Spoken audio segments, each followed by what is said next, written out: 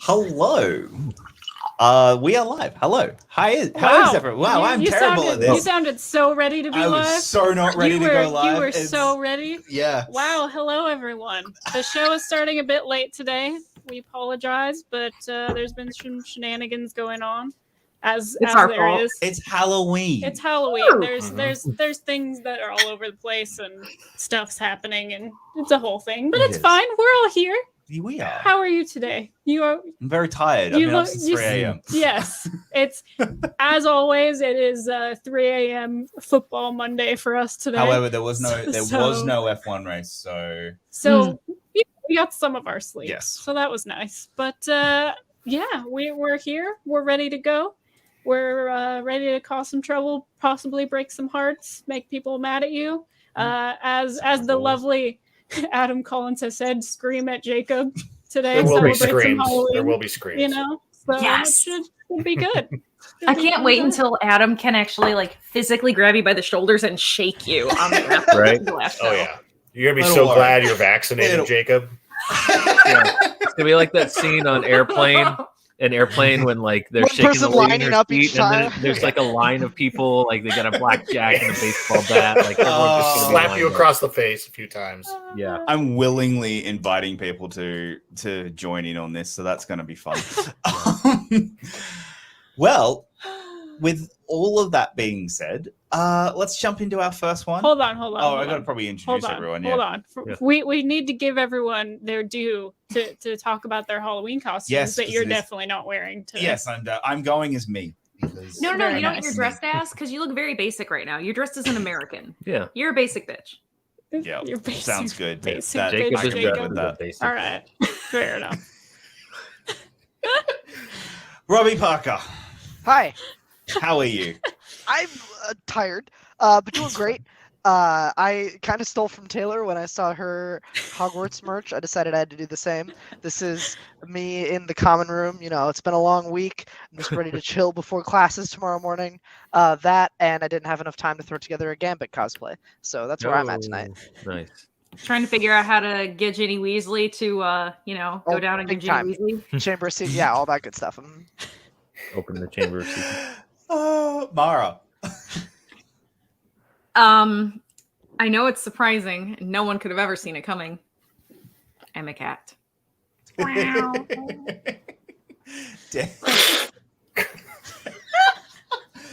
It's gonna be a fun show.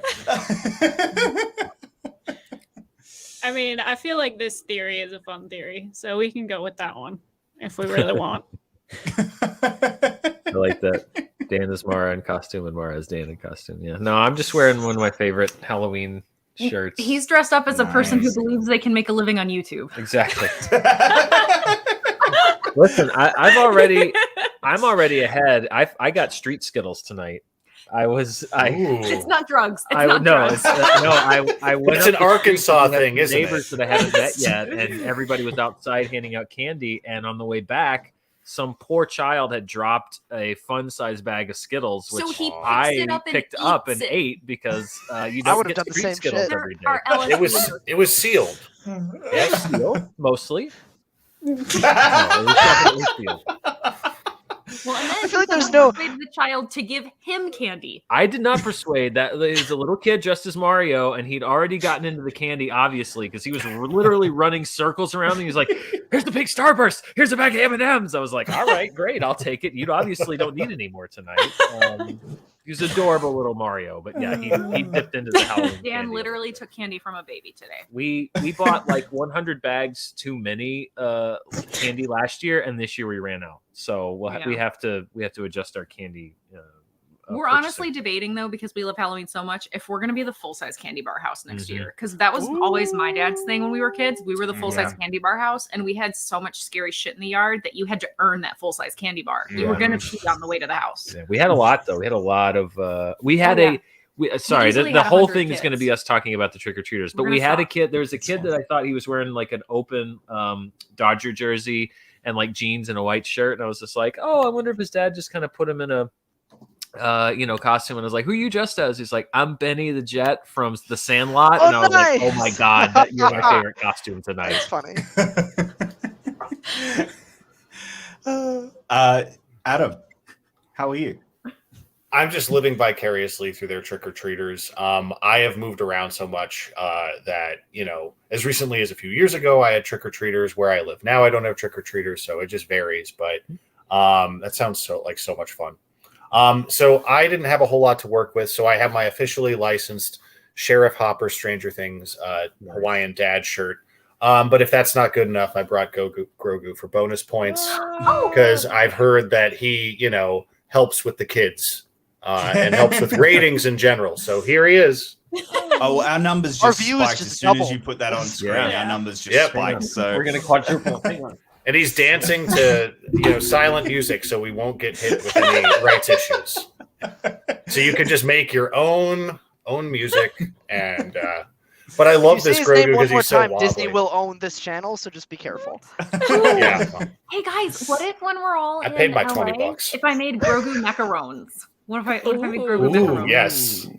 Yes. That could be a thing. We're gonna have a lot of baked goods. I'm going to put on 30 pounds somewhere in the States between that and the pretzels and all the American snacks. And Thanksgiving. And I just pitched Game of Thrones lemon cakes, and I think we have a good chance.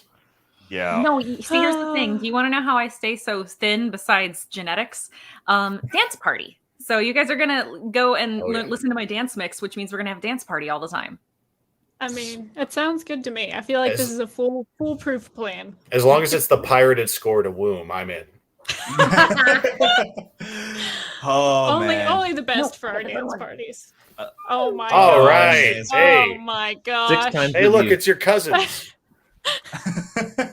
See how excited he is? Okay.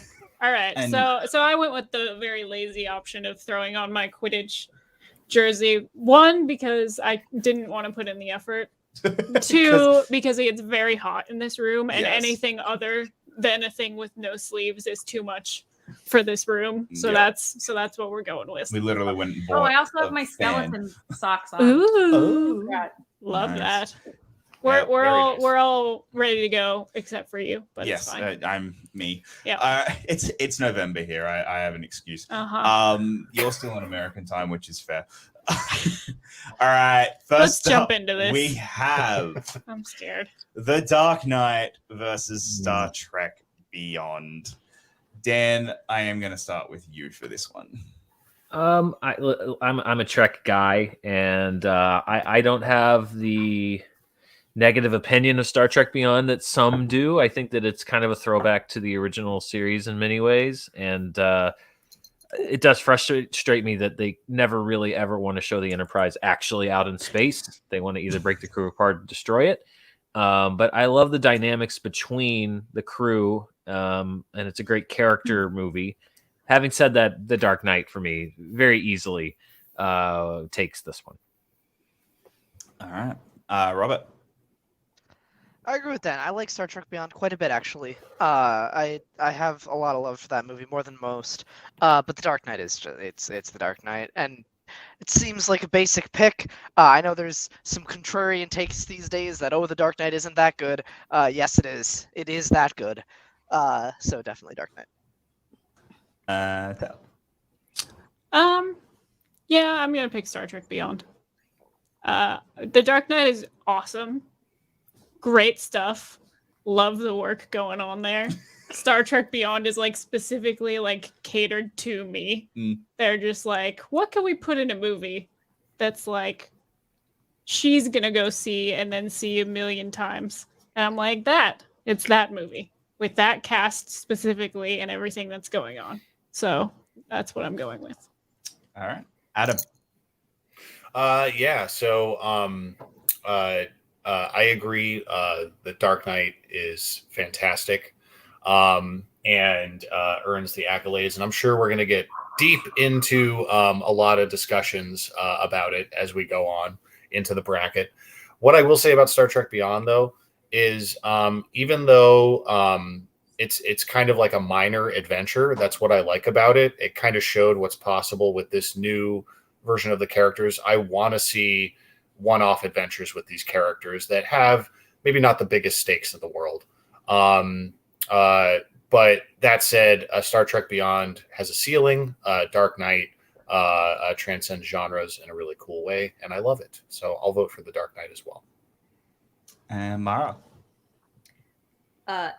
Echoing all of the things, I love the sorry, come on, you're killing me here. I love that the way that they paired people off in Star Trek Beyond. I think that they did really complimentary pairings, not just like odd couple stuff, but also it really worked. Jayla, fantastic addition to Star Trek. If there were ever going to be another Kelvin timeline film, I really hope that she comes back, especially since Carol Marcus just disappeared without nary a word or a throwaway line to explain. But man, please, people, go watch the behind the scenes features for the practical stuff done in The Dark Knight, like all of the vehicle related stuff. It's fantastic. It's filmmaking at its best because it's tangible, it's real, it's all in camera. Like the only things that they're taking out are like pistons that flip cars over. It's fantastic. So besides the fact that I appreciate it just as a superhero film, from a craftsmanship standpoint, The Dark Knight is sadly stands superior. Yeah, I am also going to go for The Dark Knight. I do think The Dark Knight is only slightly superior film. I really, really enjoy Star Trek Beyond. Star Trek Beyond was, especially after not being the biggest fan of Into Darkness, and going into this movie not overly excited, and thinking Paramount had done a terrible job of celebrating the 50th anniversary of Star Trek that year. I actually thought that this movie was a lot of fun and was a really great celebration of Star Trek as a whole. And I think it having to it had a lot that it had to do in terms of like the weight that this movie had. Weird that these two movies are lined up considering both lost cast members before the release and had to have that and had the weight of that going into the movie, which is odd that these two are paired up like that. The Dark Knight, Heath Ledger's performance alone, gets it over the line, just because I think it's become cliched now how good he was in that movie. It's gone full circle where everyone's now like, but was it really that good? Yeah, it's become to the point where we're questioning, like, but did he really deserve the Oscar? He only got it because he died and all that? It's like, no, he would have got it if he lived. He was that good. That movie, that performance is so still echoed within villain performances within Hollywood today. So for that, I'm giving it to The Dark Knight, and The Dark Knight moves on. Shout out. Thank you. I'm so glad you could finally join us live, Aaron. I know a lot of people try to join us live and then they're like, I missed it. But we also appreciate everyone that goes back and watches them all. It's been quite a journey watching people discover this show. So thank you to everyone who's hanging out with us live today. All right. Next up, X2 versus Swamp Thing. Adam, I know I'm going to start with you. I'm so happy Swamp Thing made it this far. I seriously though, like, I have a soft spot for this movie. For comic book movie from a prominent horror director, accomplishes a lot on a very low budget. My favorite thing about this is the look of Swamp Thing himself. The way they play up shadows and fog in this is really cool. I really like Adrienne Barbeau as an actor. I think she makes the most out of this role. And we brought it up the first time we talked about it. I love Ray Wise in anything. So big fan of that. That said, X2 is a wonderful expansion of everything I like about the first X-Men movie. They make a great double feature and really encapsulate the themes of X-Men incredibly well. And even the dated parts of it I find very charming. I think it actually works to the film's advantage whenever I go back. It's this great time capsule of where we were, at the time. And, it was also we had Spider-Man in between these X-Men movies. So I remember watching it through that lens and wondering if it could hold up and being blown away by how good it was. Love Brian Cox. So I could say a lot more, but Swamp Thing, good for you for making it this far. But I will vote for X2, please. Okay. Mara. I agree with all of the positive praise for Swamp Thing. It's also a movie that I very much cherish, and how appropriate even that on today we get to talk about it, because it is equally as good of a Halloween feature as it is just a regular adaptation. But yeah, I mean, X2 is iconic for a reason. It takes people in a new direction in a way that's stimulating and entertaining. It doesn't feel like a rehashing of the first film whatsoever. Yeah. No need to say any more. Dan, your mouth is full. You're next.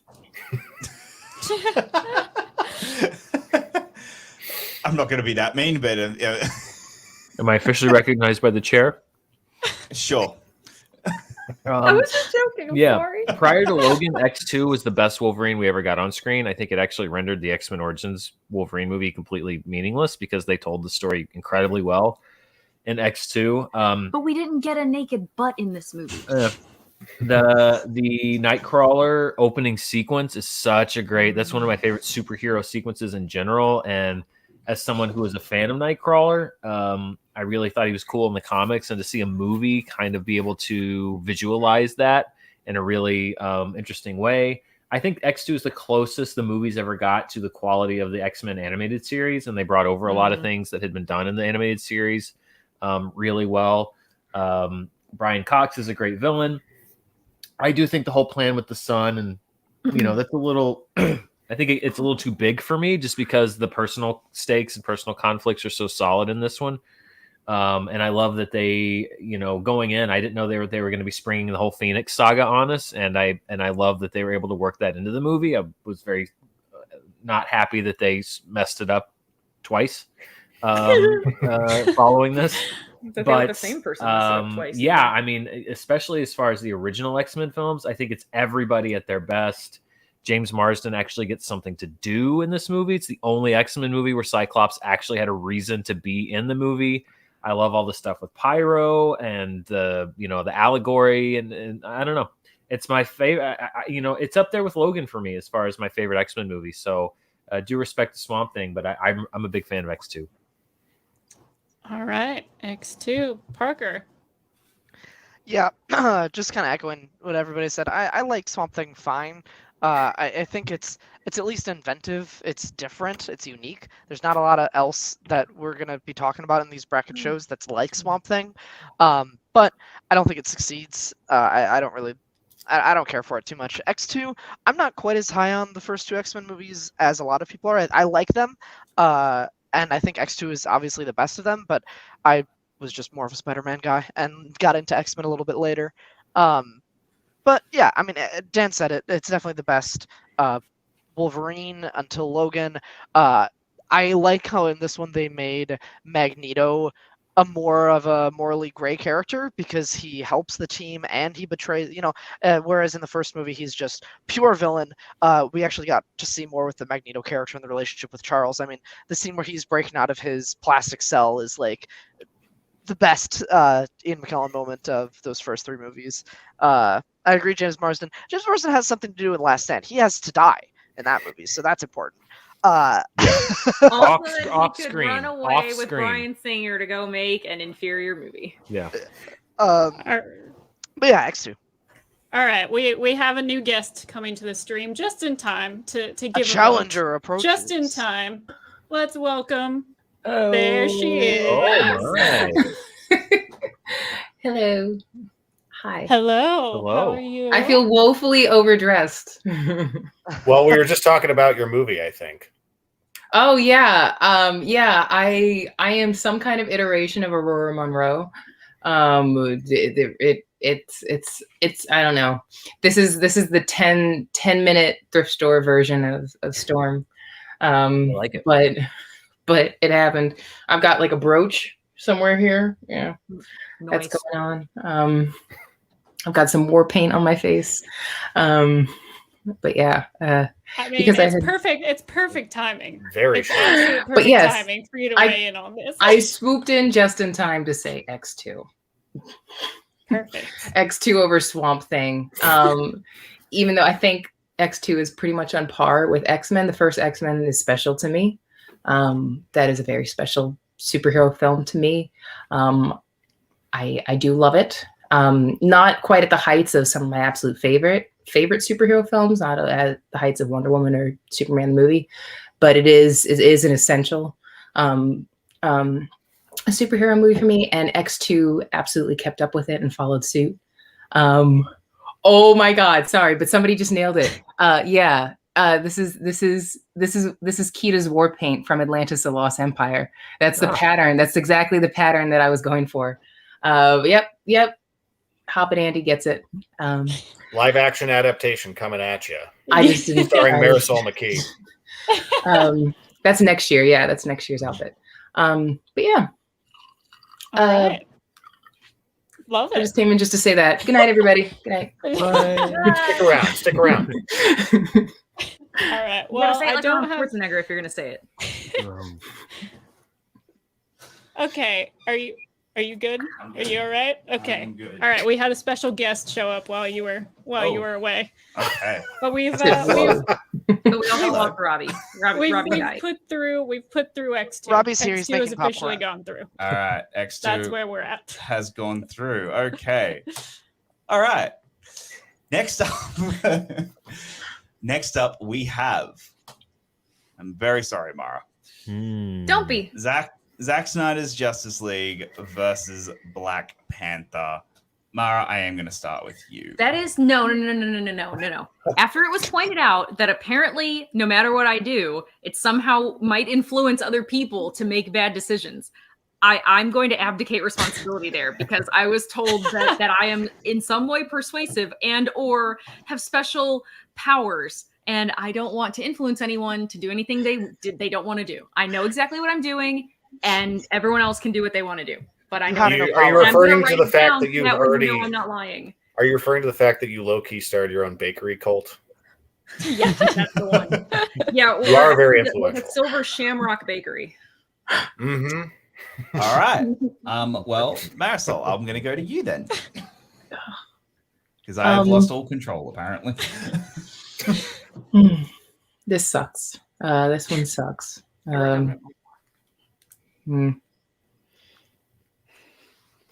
Both deserve to go through because I think both are standouts in their respective universes that they occupy. Okay, thank you. Eat your popcorn. I think both are, again, like I said, standouts. Black Panther is a seminal film, something very, very important, and brought me to tears at several points when I saw it in theaters, for a variety of reasons. One, because of the power of representation and how that hits you like Niagara Falls. When the importance of that, you don't realize it until you feel it without even having to be told it. And I think it's a tremendous superhero film. I am caught up in the adventure and the spirit and how bracingly, how vibrant the characters are. Chadwick Boseman is legendary as Black Panther. That is the character brought to life. That's not an actor trying to convince you or something, trying to be something. He is Black Panther. But Snyder's Justice League is a long time coming. This is a film that I wanted to see since I was a tiny child. It meant a lot to me to see this finally come to fruition and happen. I think it's really important. The Snyder Cut is really important in terms of sticking to your guns about following through and actually coming full circle on a director's vision for a property, for a story that they want to have told. I think it deserves to not be an example that needs to be followed and mimicked. It just deserves to stand alone as like as an outlier. Of an example is when a studio backs the creative vision of an artist and something beautiful is born from it. I think Justice League is tremendous, and it's a film that we all deserve as DC film lovers. This is really, really, really tough. Both are excellent. It's not really a matter of which one is undeserving, and both mean a lot to me, but I think I will push out Justice League just a little bit ahead of Black Panther. But I could either go either way. I will be completely respect everybody who picks Black Panther too, because that equally deserves it. Robert. So 2017's Justice League is not good. Zack Snyder's Justice League is a lot better, but I don't think it's like brilliant or great or fantastic. There exists a version of that movie that is not 4 hours long that's still just as good, if not better. There exists, cut means that you edit something down, and so I don't know. That's why I prefer the term Zack Snyder's Justice League instead of the Snyder cut, because he didn't cut shit. I also really despise the lead up to Zack Snyder's Justice League, like from the time December 2017 hit and people were like, release the Snyder, and they demand, like, I just despise the cultural outlash is the wrong word. The cultural discussion surrounding that movie's existence and its release and all that kind of stuff. That said, I still like it. I think Black Panther is definitely better. Anytime you have Andy Serkis and Martin Freeman talking to each other in a very enclosed space, it's going to be a good movie.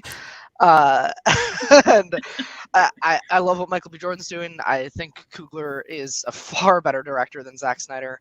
I think just artistically, everything he's doing with the camera movements and the costume design, the production design, I just think everything's better about Black Panther. I don't love how much CGI soup it becomes in the last 25 minutes. And I'm a little bit lower on Black Panther than a lot of people, but I still think it's better than Zack Snyder's Justice League. So Black Panther. Adam. These movies scratch different itches for me. And Robert, I hope you save some of that salt for your popcorn, buddy. Ooh. No, seriously though, like I just hate every time that it turned it on Twitter. It just made me want to die. Well, I agree that there can be a lot of toxicity among a lot of fandoms, which is no fun. But when it comes to these two movies, like I said, they scratch different itches for me. Black Panther was a film I was very excited to see once it was announced, and then once we got a taste of T'Challa in Civil War, I was even more excited, like a lot of folks. And the film delivered. It's a film that stands on its own from beginning to end, and also fits into the MCU for all of us who are keeping track. And I'm so impressed with, when you look at the film, the trajectory of Ryan Coogler's career. That was his third feature film, I believe, and it's just staggering to think about. I think he was like 27 when he made it, 28 maybe, quite young, and to just take on a project of that magnitude and to pull it off so smoothly, with such heart and such great performances. With Zack Snyder's Justice League, it was a film that I didn't know I was really looking for. I'm kinder to the 2017 Justice League just because I think it's watchable. It's just clunky, and there's stuff in it I like. I like the Zack Snyder version a lot more. I was very invested in it, and for me, the pacing worked just because I watched the film on its terms. I liked that it felt kind of episodic, and I liked the scope of it. The story came together a lot more for me, and it's a film that I look forward to revisiting. But with Black Panther, I have revisited it. My opinion strengthened on it over time. And I just really, really like that movie. So I'll vote for Black Panther.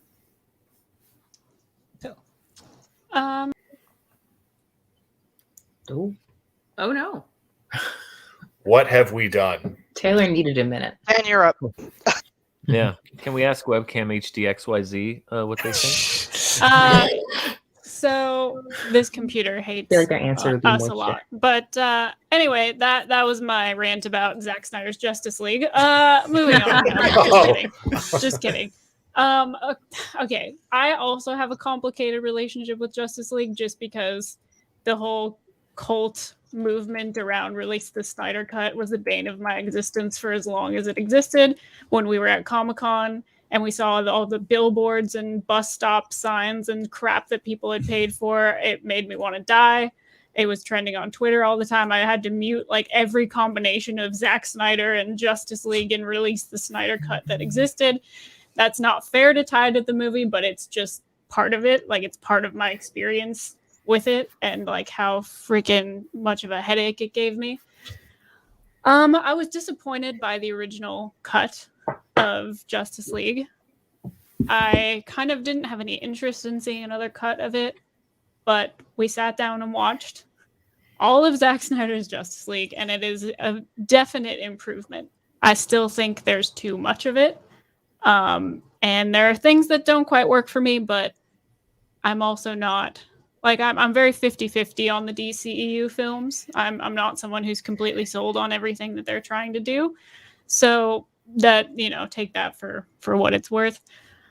Black Panther, for me, I think is one of my favorite MCU movies. I really liked the story they wanted to tell. I thought the cast was great. I thought the costuming and the set design was really great. There is a bit overboard on some CGI that I would have liked to see a bit more practical effects on, but a lot of superhero movies kind of fall into that trend these days, unfortunately, in a lot of ways. But the soundtrack, the score for Black Panther just is my vibe completely. So this one's not as tough for me, I don't think. Even though I do think this Zack Snyder version of Justice League works a lot better. This is pretty easily Black Panther for me. Mara. Now I get to go? Are you sure? Yeah, now you get to go. Okay. So should I show you what I wrote down or should I just talk? Just talk. Okay. I'll show you if I need to, but I had already made up my mind. I actually talked this out while I was loading the dishwasher a week ago. Because I was like, what am I going to do about this? So again, I don't need to even try to pick apart one being better than the other in the sense that I think that they both have excellent qualities. I don't think they both have a few areas where they could improve. Neither one of them is a flawless film, but I had to kind of think about how I look at them in the context of the greater scheme of movies, period, and also superhero movies. And I think that very fortunately and far too long overdue, Black Panther is representative of a sea change in being able to not only just like bring marginalized groups into the main cultural zeitgeist when they were already there in print media, just not maybe perhaps at the forefront of like superhero films, etc. Even though we did always have Meteor Man. But like this can represent something going forward, though, where Black Panther is not going to be the only film of its kind. I think it's just the first excellent example of its kind. And even though I 100% agree with the vitriol surrounding Zack Snyder's Justice League, I used to troll the hashtag release the Snyder cut by tweeting facts about falafel and putting hashtag release the Snyder cut. So that way it would end up in people's feeds because I'm a jerk. It's true. Because I was like, this thing, don't bully a studio into doing stuff. Like this is going to set a really bad precedent. And when we found out it was happening, because I saw the stuff at Comic-Con, I was like, this is dumb. People wasted money to buy a plane that has a thing that says release the Snyder cut trailing behind it. This is dumb. And when we had to sit down to watch it, I told Dan, I was like, I'm horrified that I'm gonna hate it even worse than, like, not that I hated Justice League, but like it had some coherency problems. And I was like, this is gonna make me even more well-liked amongst our peers. Yeah. And I mean, I was blown away by all of the things it did do right. I think that the reason why I am going to vote for Zack Snyder's Justice League, because again, I can look at like score and score. They're both visionary. They're both excellent. A slight overuse of special effects in some ways. They both suffer from it. Really great development of character and having something to say with your characters. They both have that. One slightly more than the other. But the thing I like about Zack Snyder's Justice League is that I truly believe it will be a singular film of its kind. I don't think we're going to see another film like this. I don't think they're going to continue the Snyderverse, whether that's a good thing or a bad thing. And I think that it's going to just stand on its own as being this incredible achievement of what you can do. And sadly, that his personal tragedy prevented this from coming to, to happen in 2017. But we got what we got. And because I think that Black Panther, groundbreaking though it is only breaking ground for future things of its kind.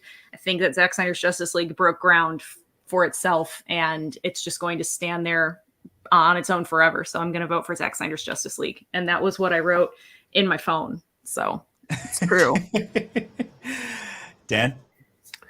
Yeah. Zack Snyder's Justice League surprised the hell out of me. I spent months very vocally insisting on the air to many, many people that it was a ridiculous notion that it would ever exist, because Warner Brothers is not going to pay $50 million to finish a movie that already lost them money. I said this many times, and I had to eat a big plate of crow and humble pie when they announced that they were doing it. I think that's like your most viewed video is what I got wrong. One of them, what I got wrong about the Snyder Cut. cut. And honestly, I did not have faith that it was going to be any good. We sat down to watch it, and I was dreading it because I was like, if I don't like this movie, we're going to get more the death review threats. is going to be an absolute nightmare. And so we're watching it, and I think the first hour or so is the part that's the most similar to the first Justice League movie. I was like, okay, I see these changes. Some of them are for the better, some of them are about the same. But I like this moment with Wonder Woman here. Oh, okay, well I see. Okay, well that clarifies a few things. And then we got to all the stuff about Cyborg, and I was like, there were points where I turned to Mara and I was just why would they ever get rid of this? Like, this is we know now. Actually, I momentarily said, why would they ever get rid of this? And then I realized. But I was shocked that they had cut this out, because it's just it's such a good story, and it was so well told. It's the heart of the whole movie. So that middle part, I was like, wow, that, and the fact that there's actually a story that makes sense there. And then we get to the third act, and when the whole Flash, the Speed Force, and the that music cue, and he's running, and the reality is forming in front of him, I was like, oh my God, this is incredible. And I've gone back and watched that moment probably 10 or 15 times. It's one of my favorite things that's ever been in any superhero movie ever. And that's after we got Quicksilver doing it. Yeah, so that exactly. says a lot. So I was stunned by how much I love that, because I really was not going in expecting to like it at all. Black Panther has some of my favorite performances in any superhero movie ever. Not just Chadwick Boseman, who takes what he did, takes the beginnings of what he did in Civil War, and just builds on that. But also, obviously, Michael B. Jordan, who's great, and Andy Serkis, who's amazing in that movie, and Angela Bassett, and Letitia Wright, and Winston Duke. I mean, the cast is 12 deep in that movie. And when I saw it, I was like, oh my God, this is incredible. Because of the highlights of that movie. What I'll say is that over time, the highlights have stayed the same, but I do find myself, particularly in the third act, disengaging from it, because I just don't think it's very strong. I think you have 2 acts of a great movie, and then a third act that's pre-visualization and computer animation, and that had been conceived perhaps long before the story beats had been nailed down, the Marvel method, the MCU method. So this is actually a really difficult decision for me, because you have 2 movies that I think both have their flaws, but I mean, I've got to be honest, Zack Snyder's Justice League has some of my... I need a drink to do this. Yeah, I know. Zack Snyder's Justice League has some of my favorite superhero stuff ever in it, and I'm flabbergasted. If you would have shown me this video 2 years ago, I would have said that it was a deep fake or you're making it up. But I think or you would have said there's no way I'll vote for Zack Snyder's Justice League over Black Panther. I think that I'm picking Zack Snyder's Justice League here. Oh, Sir Pounce agrees. Mhm. That means you have the tie-breaking vote, Jacob. Great. I'm just gonna say it right now, though. It's not fun, is it, Jacob? No, it's not. Lay it all out there for us. Okay. I'm so glad it worked out like this. I agree with pretty much everything a lot of people have said, actually, in that these are two actually two great movies with a lot of flaws. I think I think Zack Snyder's Justice League is an assembly cut. It's been an assembly cut from day one. It's always been that. It's not his finished movie. It's not a finished movie in that it's 4 hours. There is a great 3-hour PG-13 3-hour movie in there somewhere. Compared to that to Black Panther, which is a really a solid and incredible film for 2 acts, with a third act that becomes a CGI mess. But I think what Michael B. Jordan does in that movie is so good and probably one of the best villains that the Marvel have ever done. Compared to Snyder's Justice League, which Cyborg is incredible, but the villain doesn't work for me as well as Michael B. Jordan does in Black Panther. So I'm very slightly going to vote for Black Panther because I think what Black Panther did in 2018 was such a cultural phenomenon that it can't be understated. And I just personally think that's a slightly better movie. And I really thoroughly enjoy Black Panther massively. All right. Fair enough. So yes, with that, I apologize, but Black Panther does make it through. Okay. Don't apologize. None of us said at all it was a bad movie. Yeah. Yeah. No. Yeah. Like. How dare you put through that Best Picture nominee? Should have lost to Black Klansman instead of what it did lose to, though. Anyway. Yeah. It was gonna lose. Yeah. All right. Next up, Dawn of the Planet of the Apes versus Birds of Prey and the Fantabulous Emancipation of One Harley Quinn. I'm just gonna go first so that I can get my heart broken right away and just get it over with. Okay. I would like to do that immediately, Sure. if at all possible. Just Okay. because before the stream even started, I had my heart broken off camera, and we're just gonna keep going. Oh no! What happened? If he broke up with you, I'll take you. Okay. I ain't that stupid. I'm stupid. I ain't that stupid. Okay. So I'm one of the people on this planet, I think, that loves Birds of Prey more than is like physically possible. Like the love for it just like explodes out of my body. And I remember leaving the theater just being so baffled in the best possible way that we actually got this movie, that it actually was made and was delivered in the way that it was, because it felt like a woman being at the helm of Harley Quinn and all these other badass characters. It felt like it came through in the writing and in the directing. You know, the mid-fight hair tie moment is one of my favorite cinema moments ever. And just the little details and things like that just felt like there were things being thought about that were funny, but that were also practical, that it wasn't like, you know, there wasn't like a slow motion zoom shot of like a dramatic hair flip. It was, no, do you need a hair tie? All right, cool. Let's go back to kicking some ass. And I'm like, yep, awesome. Check. Love that. I love the style of the whole movie. Aesthetically, the set pieces are fabulous. All the costuming and all the attention to detail in all the costuming just blows me away. It feels like fashion that a lot of women would want to wear. Me specifically, a lot of women, meaning myself, meaning me.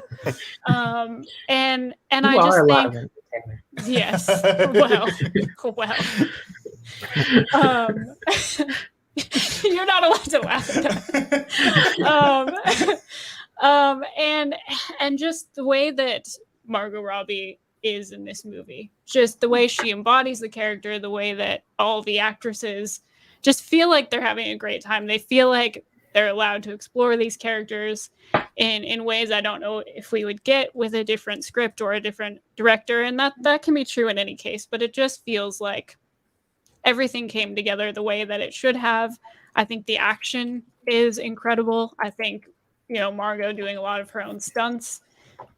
The way that it's shot, it's so good. There's just so much that is good about this movie. The humor is great. It allows itself to go to some dark places when it feels like it needs to.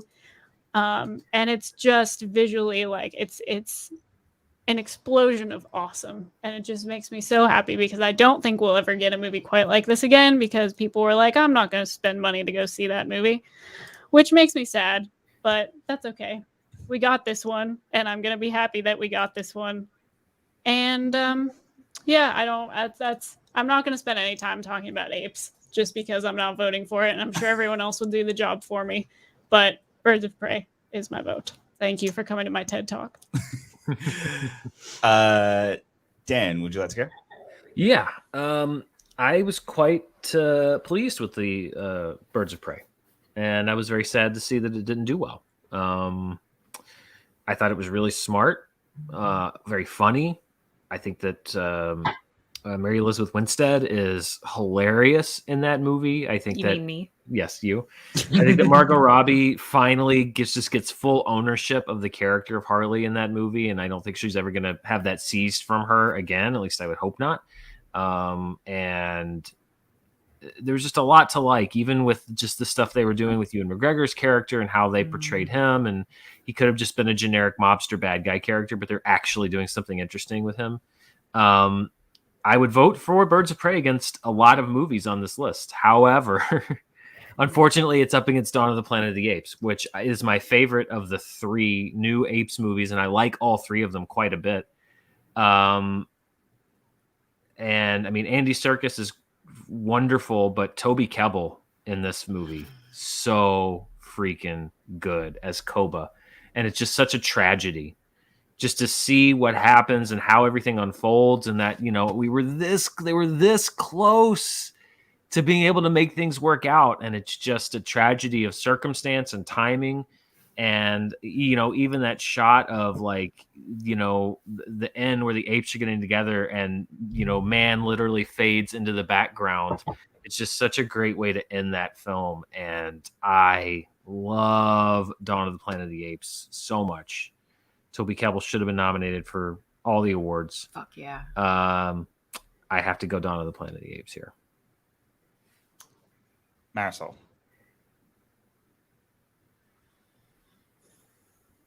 These are, there are no easy picks at this point.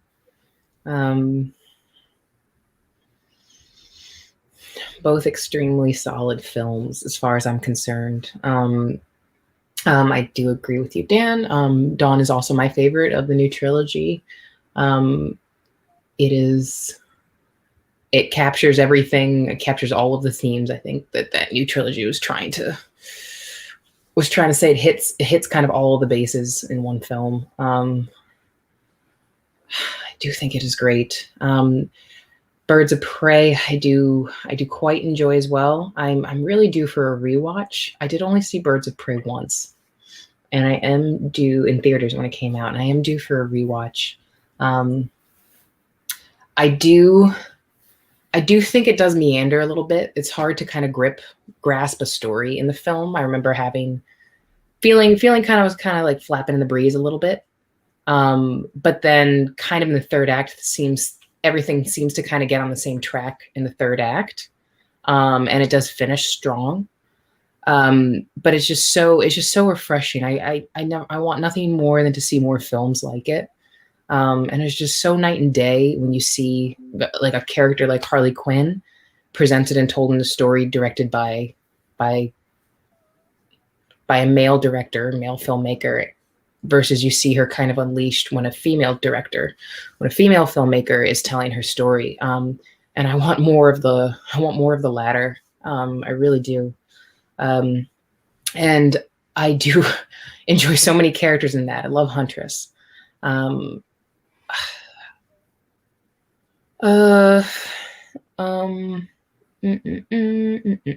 guys will all make very good points as well about these two, but I think that I'm going to pick.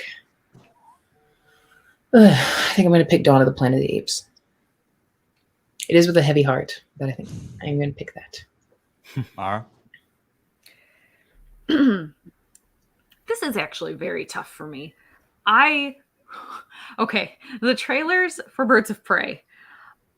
I was not a fan. I was so worried. I was like, okay, great. I'm going to yet again be called a gender traitor because I don't like the girl superhero movie because believe me, I've heard it.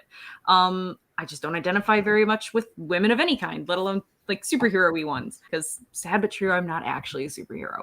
But man, that movie, I was watching it and I was just looking at Dan because he had to see it before I did. And I'm looking at him. And then COVID happened, so it was months before she could see it. Right, but I'm just looking at him and I'm like, what is this movie? This movie is kick ass. Like, I agree with everything Taylor said. The aesthetic works for me.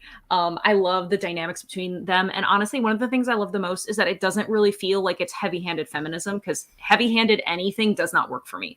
I like living in the gray. I like living in the place that makes people have conversations about things and social issues because to just blindly agree with something because it like says your opinion, I don't think is necessarily super useful in the discourse. I think bringing in and like conning people into thinking that something is cool and then making them actually look and analyze why they you realize what you love, right? Like what?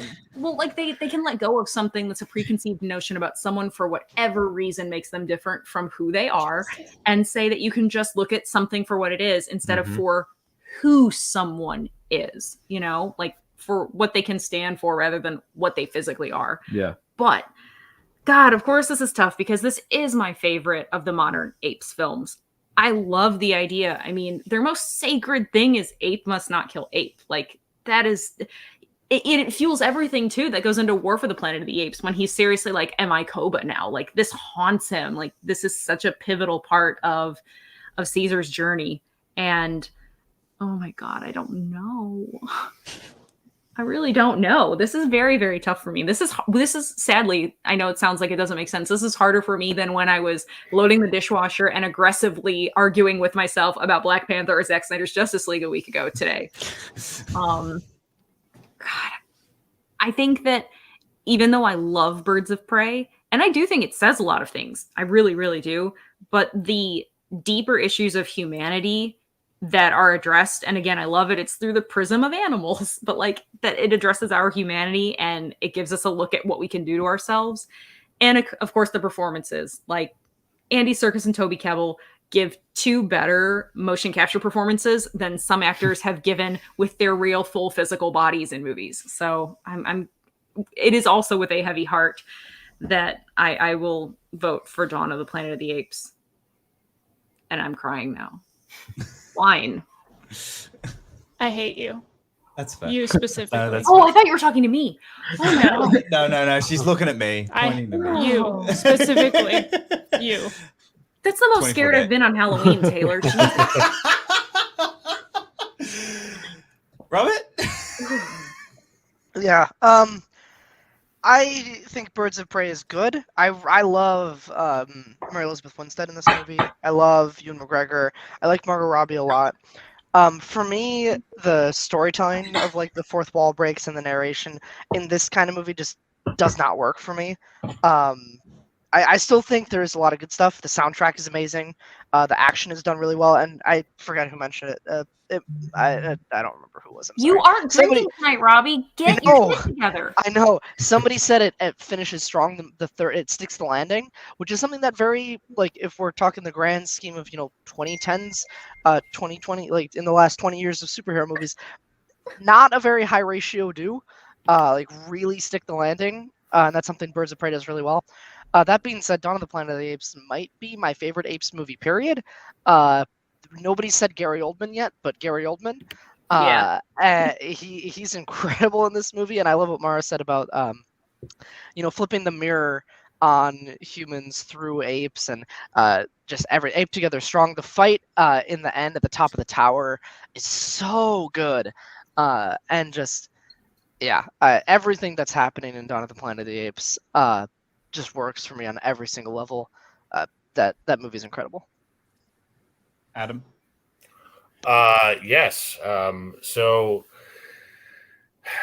I do agree that these are both really good movies in their own right. I think Birds of Prey is going to hold up over time incredibly well.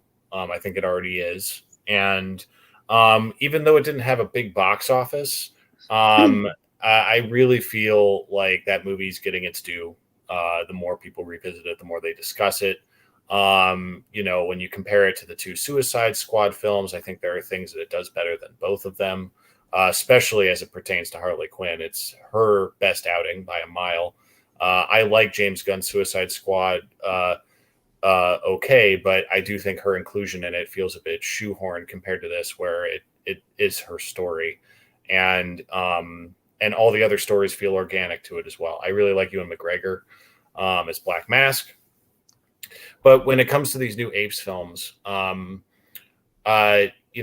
couple years ago, I revisited the original 5, and I had never watched them in quick succession like that. And that really just brought the whole franchise full circle for me, in terms of the new trilogy especially.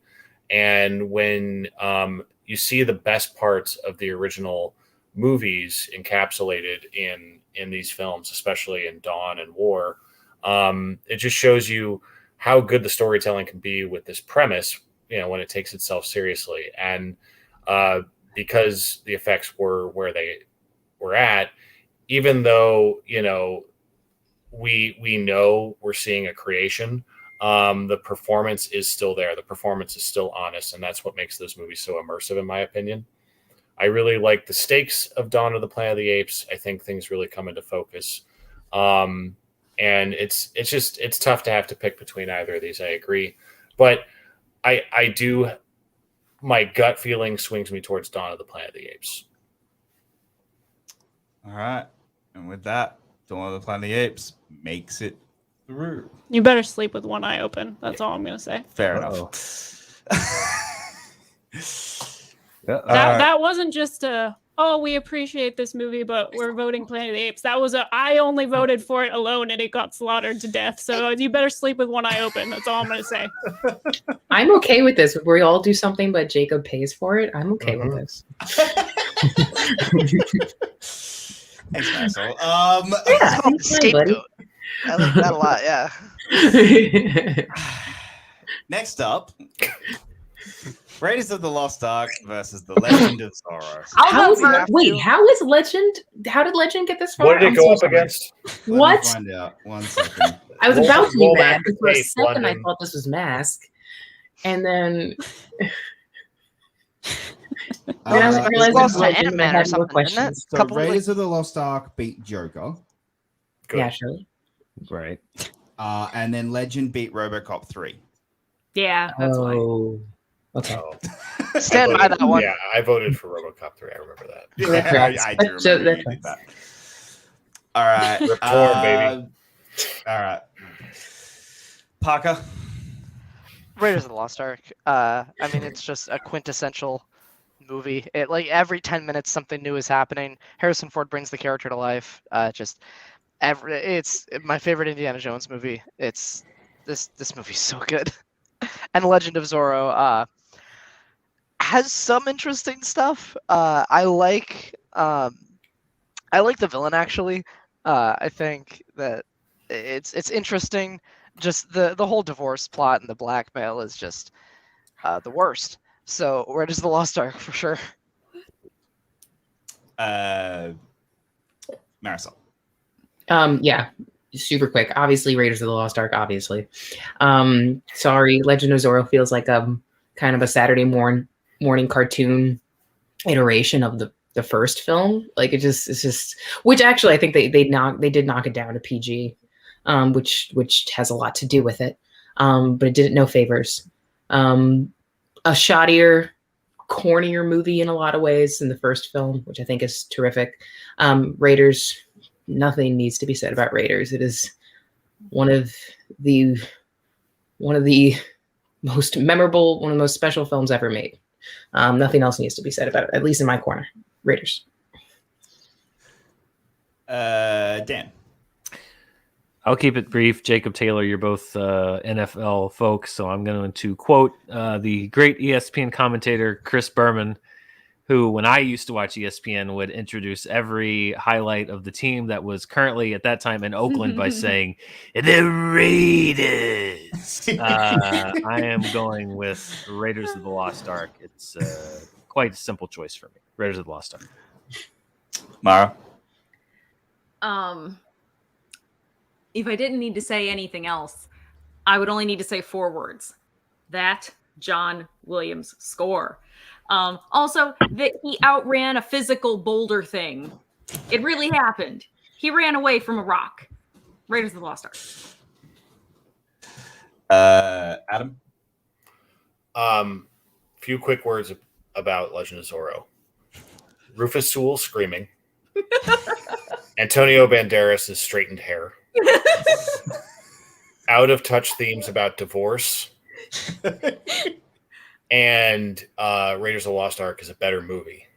I will vote for Raiders of the Lost Ark. You forgot Kid with Slingshot.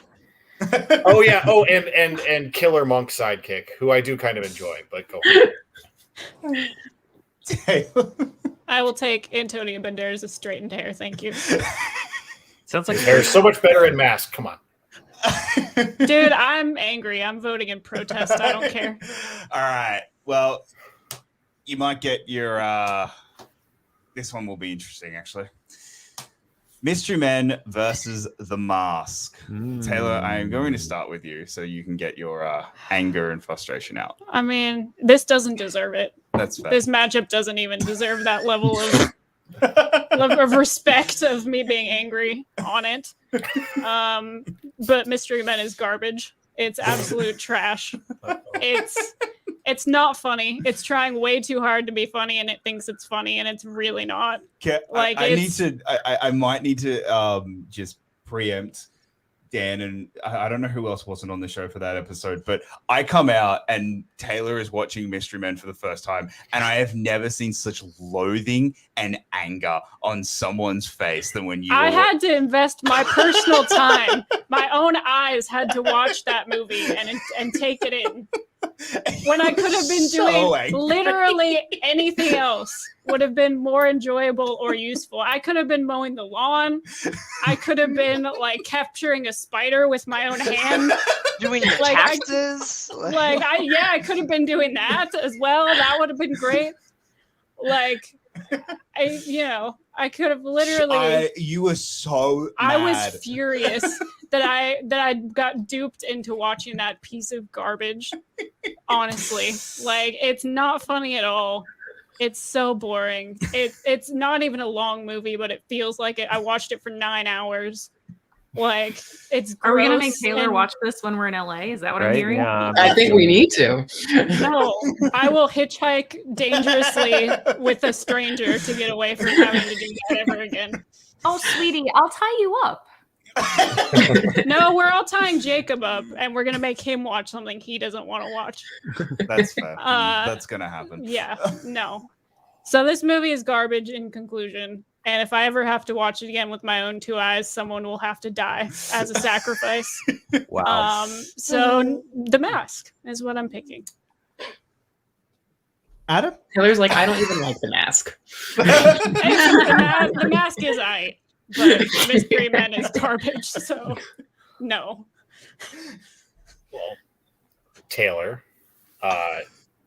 how much would we have to pay you to be the shoveler for next Halloween? I'm just asking. If you guys buy the costume, and I don't have to spend a goddamn cent on it, that's fine. I will do it.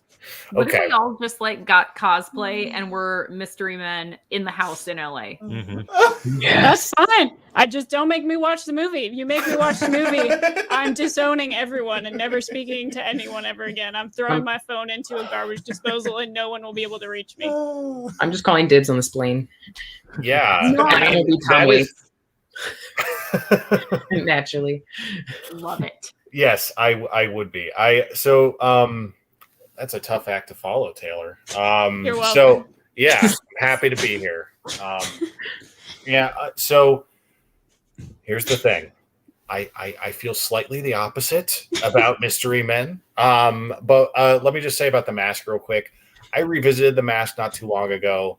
Wanted to There's see. not enough money in the world, William. Not enough money in the world for that.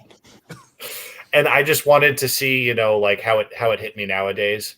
And I was bracing myself to finally see Son of the Mask, which has since taken place. That's a separate discussion. But The Mask, it's okay, in my opinion. It's okay. The effects are fun. But a lot of it just doesn't hold my interest when I go back and watch it now. It's very repetitive. The way it goes back to the club, constantly. And it doesn't overstay its welcome too much, but it's not a terribly interesting movie in my opinion. And I think The Mask as an IP is hungry for some kind of reboot, whether that's a limited series or an R-rated movie, just something, a little more decidedly adult, because there's so much you can do with that premise.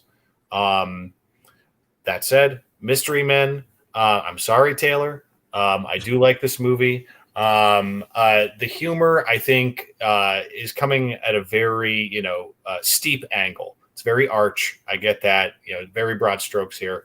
But what's cool to me is when I go back and watch it, it's parodying and satirizing so many things that people are still hungry to make fun of, ever since, Marvel and DC movies have just taken over the world, specifically in the past decade. And so, it's a horrible example, but like a parody, like superhero movie, which that's definitely hot garbage. You go back and watch something like Mystery Men, and the thing I like about it is it anticipates a lot of things that we make fun of to this day about the genre. For me, I love all of these actors. I like seeing them, get to play to their strengths and swing for the walls. So I find it to be very fun, and I like its sense of humor. But if you're going into it a bit cold, or it's on a list of movies you have to watch for any specific reason, I can understand if it may have alienated you a bit. But I really, really enjoy Mystery Men, and I do find it funny for when it came out, but I also think it holds up pretty well. So I don't hate Mystery Men as much as you. I don't think anyone on the planet. Yeah, can I don't think physically- I've ever met anyone who hates it as No, much as you. I don't think so. I would be yeah. surprised if you had. Well, it makes me even more angry because I went into it being like, "Oh, this will be fine." Everyone at least seems to think it, and I was like, "I'm furious." Anyway, that being said, I got that. I get it. So Jim Carrey in 1994 had 3 films: Dumb and Dumber, Ace Ventura, and this. I have seen one of them, and it is this one. Yeah, I know. I've never seen Dumb and Dumber, and I've never seen Ace Ventura. I've never seen Dumb and Dumber, so that's fine. Yeah, okay. When I say I've never seen, okay, I have tried watching Dumb and Dumber, and I can't get through it. You don't like the American staple I don't comedy like kind of Dumb. movie. I really don't like. Well, then Dumb and Dumber Yeah, doesn't sound I like know. your Did brand. Did you turn I it don't off like at the Dumb. shrimp on the Barbie joke? Was it just too? Was it too offensive for you? No. But The Mask I've always really enjoyed The Mask. So The Mask was my introduction to Jim Carrey, and because of that, I am definitely voting for The Mask. Marisol. Okay. Well, one, Taylor, girl, I'm gonna buy you a punching bag, something, anything. We got to help you get this out. I'm gonna go enroll you in kickboxing classes, and I'll buy you a punching bag. Perfect. I think it'll be a beautiful thing. I just have a black eye tomorrow. You know what happened.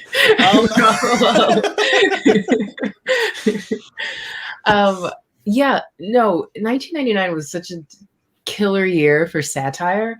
Between whatever it was, American Beauty, Election, Galaxy Quest, Mystery Men, I think it was such a culturally sharp, like just a really, really keen, insightful year where so many films were just getting ahead of the curve with especially films satirizing geekdom, like Galaxy Quest and Mystery Men. Again, like you were saying, Adam, ahead of their time, before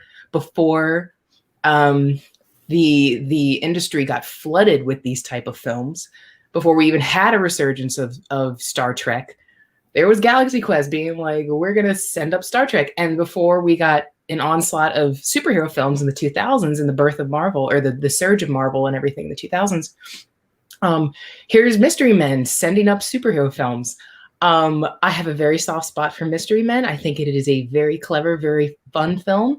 A film that works because it's essentially just a story about misfits before it is a story about superheroes. It's a template that applies to a lot of different scenarios, not necessarily just superheroes, but filtering that gang of misfits and outcasts, putting that blueprint on a superhero story, I think is a stroke of genius.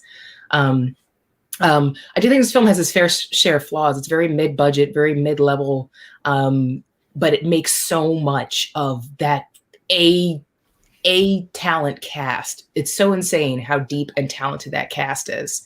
Like I said, you have freaking Tom Waits in there, from Azaria to Ben Stiller, who everybody knows exactly what the prompt is, and everybody plays their character pitch perfect. From Paul Rubens to William H. Macy understands exactly what the tempo of his character is supposed to be. Janine Garofalo, hello. Jeffrey Rush, Greg Kinnear, brilliant as Captain Amazing. I think it is such a sharp, really, really enjoyable, playful, but still really engaging. It's a film that, just like a film like Galaxy Quest, is poking fun at all of this and still has so much heart and still such an affection and heart and care for its characters, and takes them seriously and takes this world seriously. I think that Mystery Men is a delight. I think it has a lot of just small offbeat moments of humor throughout the whole thing. Not ambitious, not trying to be this giant movie, because it never could be. And I think it's always worth revisiting. It's always something that I'll recommend. It's a lot of fun. The Mask, similar to what you're saying, Adam, I rewatched The Mask not too long ago. It had been years. I rewatched it. Solidly decent, but definitely has a ceiling.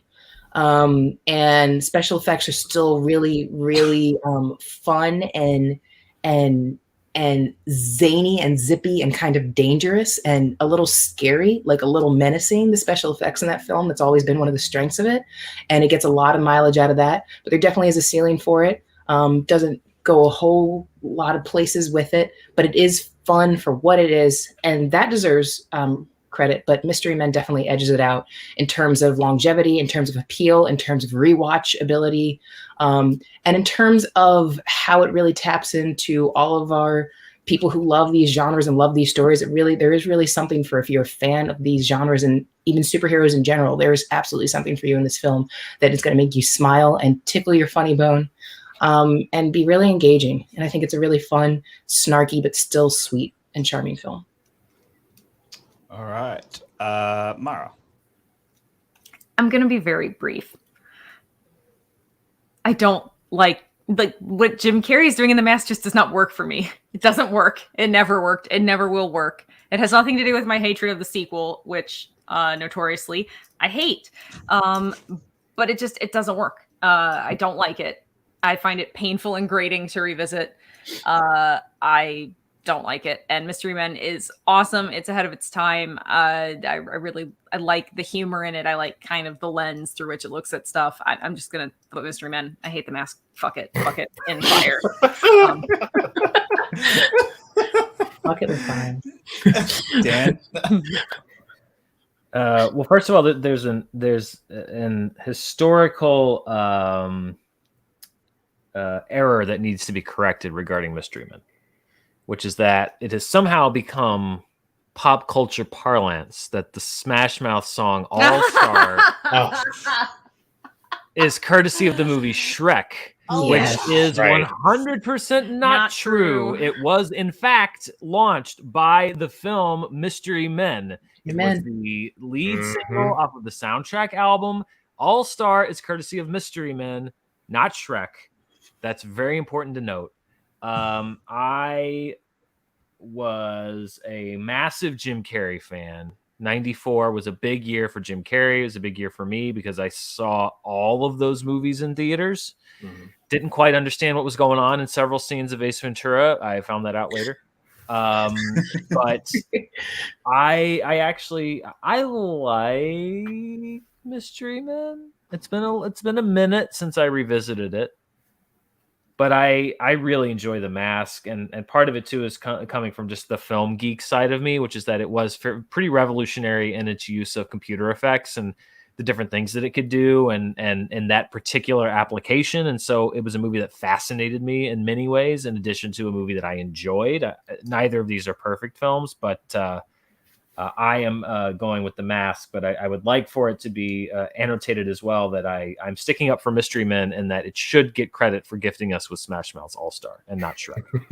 all right, Parker, you've got the deciding vote. I don't want to be in this position because I don't really like either of these movies very much. You know what, Robbie? One thing you learn about being an adult, you get put in a lot of uncomfortable positions. Sometimes it ends well. Sometimes it doesn't. I've also missed questions about both of these movies, so that there's that too.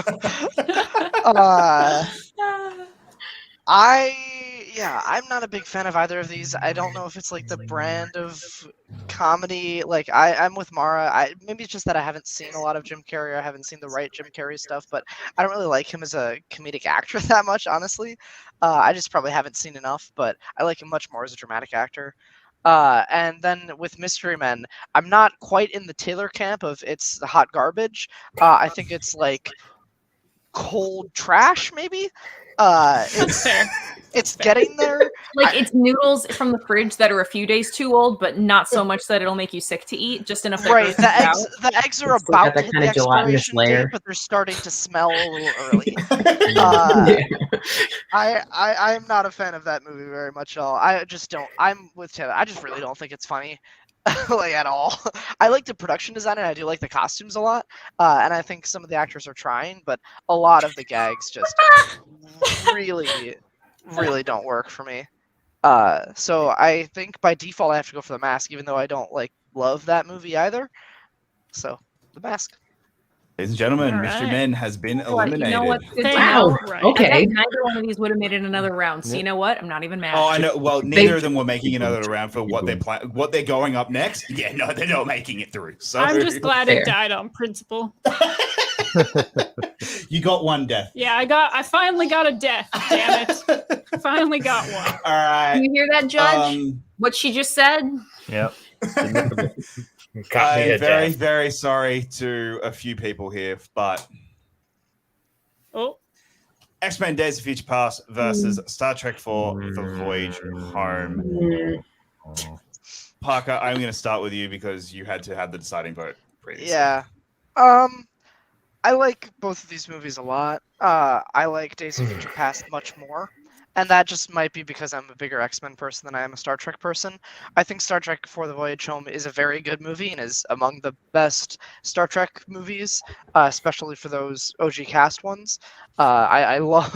There's a lot of really funny stuff. The nuclear vessels are very, very funny.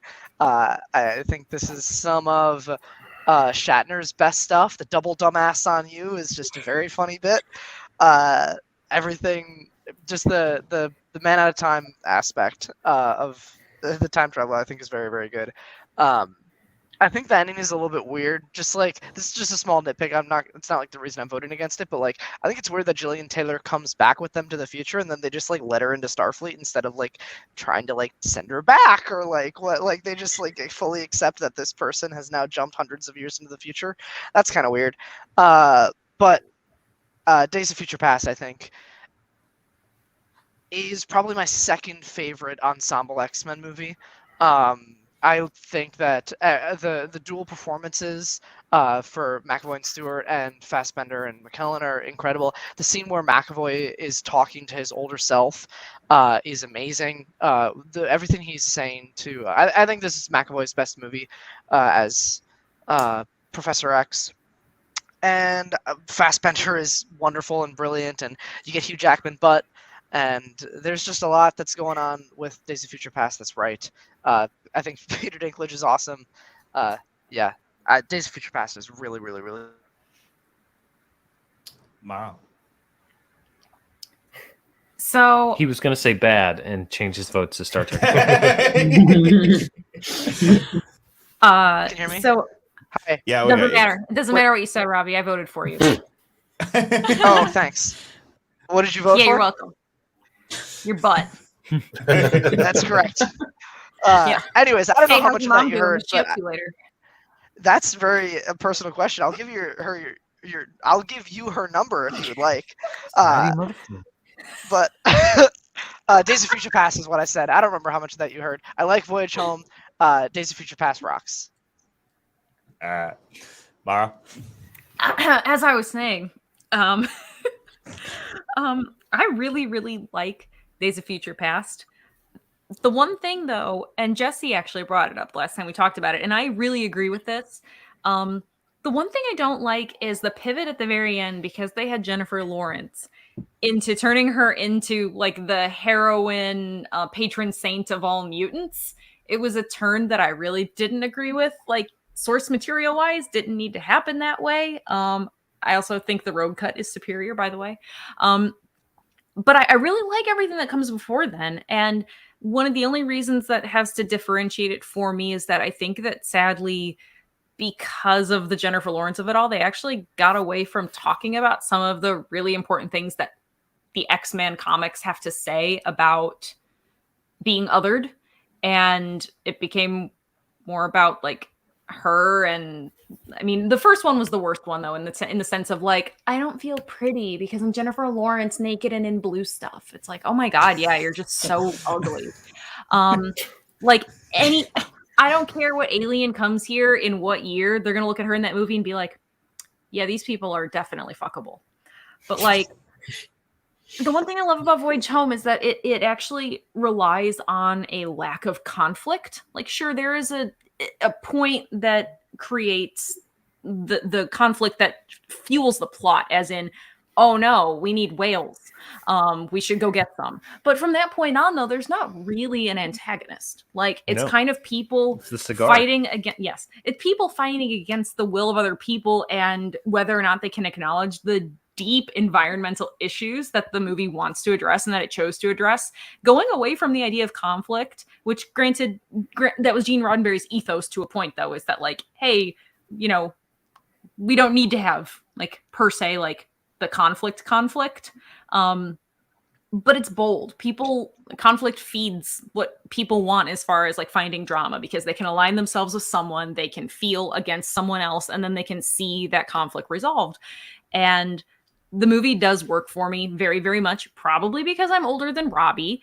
Yes, it was the first Star Trek movie I ever saw, though it is not my favorite Star Trek movie. So it's not blind nostalgia that governs me. But I think that it really, even if bringing Gillian Taylor does effectively violate the Prime Directive to a point, because you're interfering with the development of Earth in and of itself. That she didn't always leave Earth. It's I like him don't know selling that. the glasses It's the at the grandfather antique complex, Dan. Jeez, don't transparent time travel aluminum.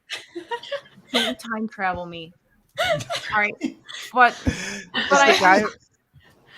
what? I was going to make a stupid joke. Never mind. Go ahead, Robbie. You're all listening. All right. Anyway, I love Days of Future Past at face value, but if I really have to examine it granularly for the fact that I have to vote for something, I'm going to vote for The Voyage Home. Okay. I think it's coming to my TED Talk. Marisol? Surprise, I'm conflicted. The Voyage Home is such a fun and unique Star Trek film. There's not another one like it. And everything you're saying about it is valid. And it's just so true, Mara. And it is fun to just see the crew just having fun. Like in a film, it changes track, and then on paper, it sounds like the silliest. If we describe it, it sounds like the silliest freaking movie in the world. And for years, like before I had seen it, I always heard it was like, oh, it's the one with the whales, it's one where they save the whales. And I was like, oh, so it's terrible. I was like, that sounds goofy as fuck. I was like, so I don't understand. And then I saw it. When I finally saw it, I was just delighted. It was so much fun. It was so good to see the cast after this point having chemistry in a different way and really just letting their hair down, especially Spock. And I, but Bryan Singer is responsible for the best X-Men films. Man, 3 out of 4 of his X-Men films are. His 3 out of his 4 are my favorite X-Men films.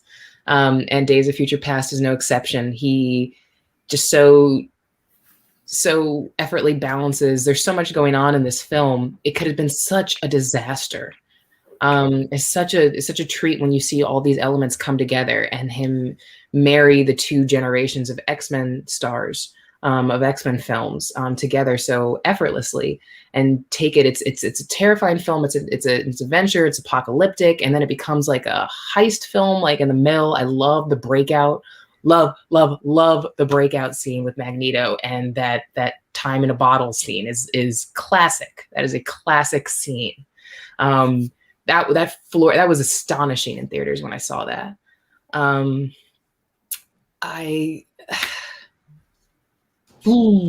Road Cut is a little better, but not dramatically, but much.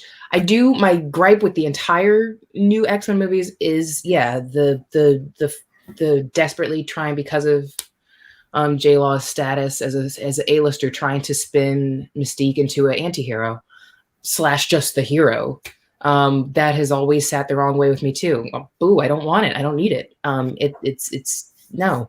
But it doesn't derail this film.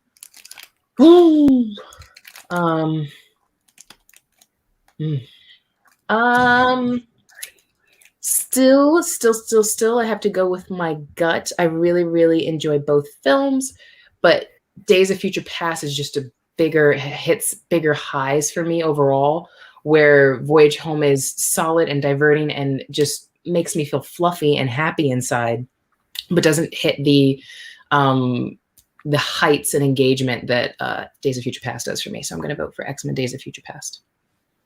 Can I go next? You absolutely may. Okay. This one's interesting for me because neither of these are my favorite movie in their respective franchises. I think, again, I'm like the hater on Days of Future Past.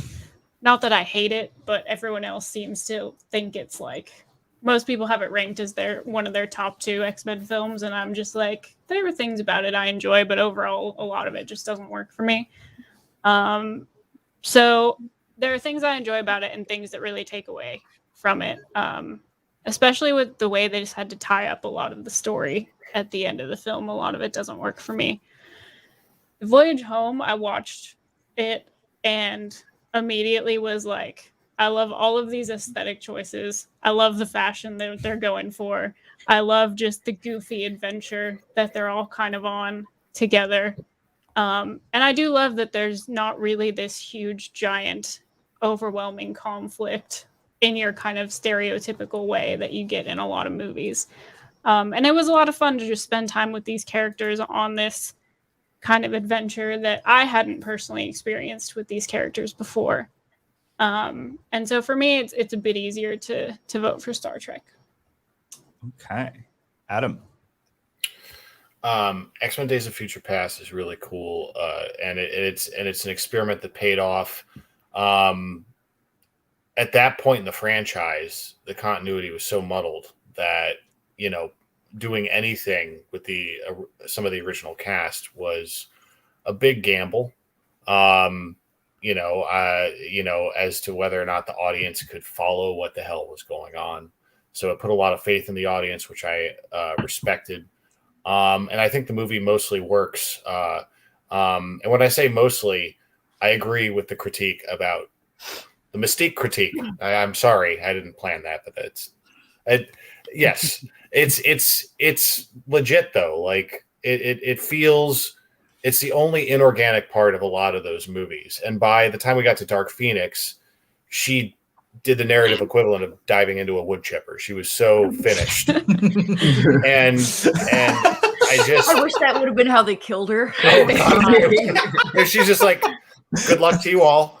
It just goes in. Deadpool, just a bunch of Deadpool 2 already did this. Yeah. He was killed by a piece of wood. Yeah. and that alone was such a statement. She's like, just whatever you need to do, just go ahead. So Days of Future Past is cool. When I realized Peter Dinklage was the same character as Bill Duke, it made me wish the two of them would do a buddy cop movie, but that's neither here nor there. When it comes to Star Trek IV: The Voyage Home, those first, I've said this before, all 6 of the original cast Star Trek movies I genuinely enjoy, and that includes Motion Picture and Final Frontier. I don't care how many people say those movies suck. I enjoy watching both of those movies. I like the cast. I like how weird both of those movies are in their own way. They're lesser compared to the other 4 for sure, but I like those.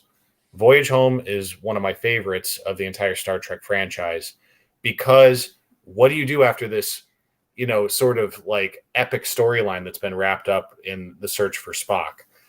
Where do you go from there? And they went literally somewhere that no one envisioned. To make it a time travel story, so that you can go back and enjoy it as a time capsule of the 80s in a very genuine, fun way, and see these characters kind of wandering around. What I really like about Jillian Taylor, though, is she is one of the most passionate characters about her cause in any Star Trek film. She will literally do anything for these whales, and she will scream at people until they agree with her, or just let her get what she wants. She yells at her boss. She yells at Kirk and Spock. She yells at the whales, I think. She yells at everybody. And that's why she ends up going back to the future with them, because they're like, okay, you can come. Because no one's going to argue with her in that point in the film. She would die for those whales, and that's why I'm along for the ride in that movie. I love The Voyage Home. I really do. And so I will vote for it. Dan. I believe you mean George and Gracie, by the way. Yes. I know. Yeah. So I like X-Men Days of Future Past. It's a really strong movie, but Star Trek for me, those original 6, I had the tape set that when you put them all together would form the spines together would form the USS Enterprise. And so I watched those movies a lot, and Star Trek 4 I think was maybe the one that I watched the most. And what I love, and I continue to love as I remain a Star Trek fan, is it's sort of singular in Star Trek, the Star Trek mythos, in that Spock for the entire run of Star Trek is the straight man. And for one adventure, and only one adventure, because he's loopy coming off his Katra being put back into his body, Kirk is the straight man and Spock is the goofy one. And I love that. I love how Leonard Nimoy plays that character. And it's just fun. It's just so much fun. Just being goofy. And again, it sort of did what Star Trek Beyond did well, which is like it paired everyone off into interesting groups of people. Tell them it also features the exterior of the actual USS Enterprise. It does feature the exterior of the USS Enterprise, which is great. Nuclear vessels, Alameda. I know that. It's just so much fun. It's just a fun movie. It's about a cigar with a soccer ball coming out of it that menaces Earth and asks for some whales, and then they bring some whales back, and that's it. And then they cut to some stock footage of whales jumping out of the water at the end of the movie, and that's that. And William Shatner's wig work is on. It is because he goes underwater. It is glued on so well that you can see the hair move when he's swimming. Yeah, it's top-notch amazing. hairpiece work there from Shatner. And it ends with the grand unveiling of You the know Enterprise A, which is I great. hate bad wig work. Yeah. I like X-Men Days of Future Past, but I gotta go with Star Trek 4. Well, with that, Star Trek 4 makes it through to the next round. X-Men Days of Future Past has been eliminated. All right, our last one for round 2 tonight. Back to the Future Part 3, which I forgot, I thought had already been eliminated, but apparently it hadn't. And versus the Avengers. Dan, I'm going to start with you. Jacob. I am not on the Back to the Future 3 hate train. Pun intended. Thank you. How many glasses of wine have you had? A couple. I'm not on the Back to the Future 3 hate train, but I'm probably going to go with the Avengers here, even though I don't think it's a perfect film. I think Back to the Future 3 is fun. It's a fun Western story. I think it is equal to Back to the Future 2. I know that's kind of an unpopular opinion, but I think it's a kind of a sweet love story for Doc, and it slows things down a little bit. It's a little more character focused, a little more character centric. Buford Mad Dog Tannen and Seamus McFly, and I don't know. I kind of like that it's a little bit less hyper than 2, and lets us get into this Doc and Marty relationship. I really was sad, and still am sad every time the train hits the DeLorean and busts it apart and everything. So I don't hate Back to the Future 3, but I think that the Avengers is a really strong movie, even though the first act is a bit of a snooze. I'm still going to go with the Avengers. Adam. So when the Avengers came out, so exciting, so cool to see the promise of fulfilled of these characters coming together in a really iconic way. The novelty of it was very enjoyable, and they've built upon that, obviously, as we know since then, and really doubled and tripled down on these characters. Really brought a lot of depth to them. What I'll say, though, is when I go back and watch the Avengers, I don't find myself naturally inclined to put it on. If I'm going back to watch it, it's usually if I'm revisiting some of the early movies in that era of Marvel, and I've just finished first Avenger, Thor, and I want to continue the story, but I don't seek it out a lot. And Back to the Future Part 3, while I agree, is kind of a minor story. It's very slight in the overall trilogy. I do have a lot of affection for this franchise, these characters. And Back to the Future 3 is a film that I watch annually.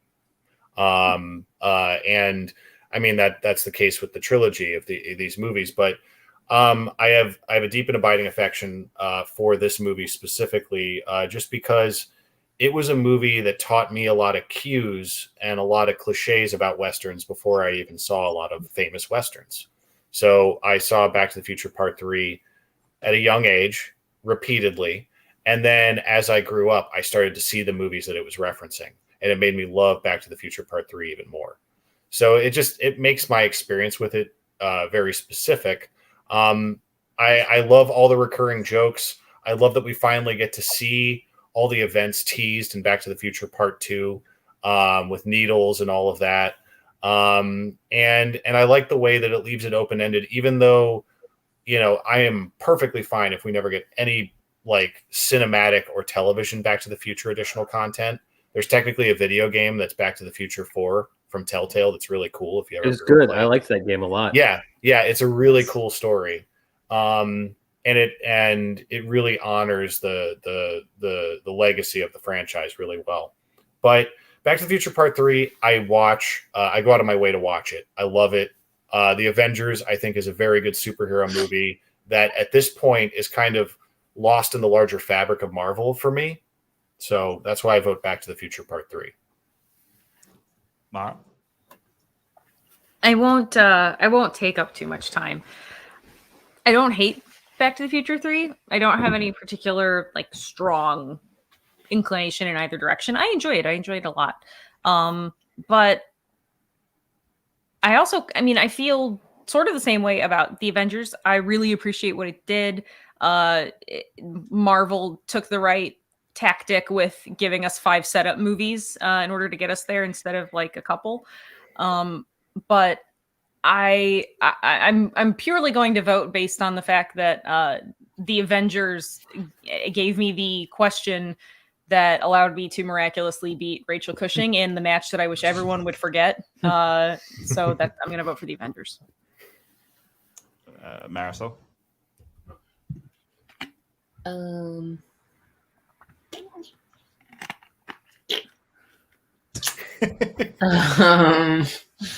So when I can't think, I just speak in raspberries.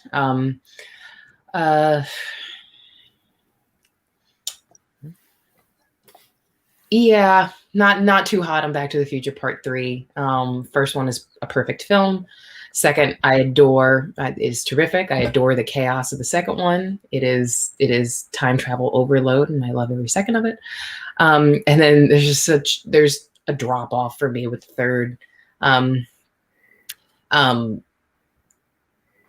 They just pull the brakes, just hit the brakes for like the adventure.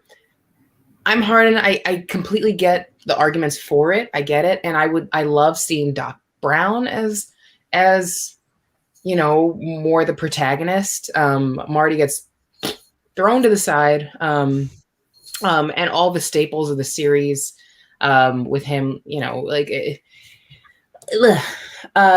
it's fun to see Doc Brown as a protagonist. I would have just liked to see more Sumi time travel in Back to the Future Part 3. I do think the adventure is very slight. I've never been able to really get over that, and it's just by far my least favorite of the 3. But I could still pop it on. I'm not going to be mad at it. I don't hate it. It's Back to the Future. Love these characters. The Avengers. The first one was absolutely solid for a while. Doesn't hit the heights of Infinity War and Endgame, obviously. But it was great. And to see that, especially because this was it's still phase 1. MCU is still in its infancy in the long run. And to see what they had been working on actually, come together in this film was exciting. That was an event, and it was exciting, and it was successful. Obviously the film was successful, but where I felt that I bought into that, oh shit, here they are. Hey, they're all together. This works. This is believable. This is exciting to see them all together. They're playing off of each other so well. This is great. I still to this day, the funniest line in that movie is still when Tony's taking the piss out of Thor. When they land, and he's like, and Thor's like, you know what this is? And he's like, I think so. He's like, Shakespeare in the Park. And he's like, doth mother know if you wear with her drapes? He says that part. I think that part is great. That line always makes me laugh. There are a lot more moments that I smile at in the Avengers than Back to the Future Part 3, which again, don't hate it, but I'm not over the moon about either. If I have to eke it out with one, I think the Avengers is more memorable to me. And is one that I'll probably, honestly, against the 2, I'll rewatch more. I have kind of rewatched more than Back to the Future Part 3, even though it's much older. So Avengers. I would like to hear your thoughts on this one. I'm gonna cede my votes to you because I'm the resident Back to the Future hater on the panel. So I prefer if you talked about this matchup. No, I kind of very much echo what Marisol was saying, where Back to the Future 3, I don't hate. I think it's a fun movie. I think it's fun. It's not as good as the first 2, but I still really enjoy it. It's got, I think the ending is quite poignant. I actually think the ending works really well for this series, and it's a great send-off for the series. But I think time has not been kind to the Avengers. I think that film, I think because the MCU has taken what that first film did so well and been able to grow from it, we look back on that film and forget just how big of a deal that movie was, and just how impactful it was seeing for the first time the shot that the spinning shot in New York, the interaction between Thor, Cap, and Iron Man in the park. Those moments, I think, are now being downplayed because the success of the MCU, and I think because of that, it's not getting its correct place within film history and film culture of how important this movie is, especially with where we are now with superhero films. I also think it is a good movie. I think it's a very good movie. I have issues with the first and second act. I think that they are slower. It definitely feels like it's a TV show, like a TV pilot instead of a film, but that's also the aspect ratio that they decided to shoot in. But that third act is so much fun and is so over, and is just such a celebration of superhero movies, especially in 2012, that I have to go the Avengers. I just have to vote for the Avengers. Parker? I think I'm sort of in agreement with most everybody on the panel when I say that Back to the Future 3 is my least favorite of the trilogy. I still like it fine. I just think it loses a lot of the cleverness and the sort of tongue-in-cheek nature that the first two do, especially Back to the Future 2. That movie is so clever about how it handles being in 3 different decades, and that movie is really smart.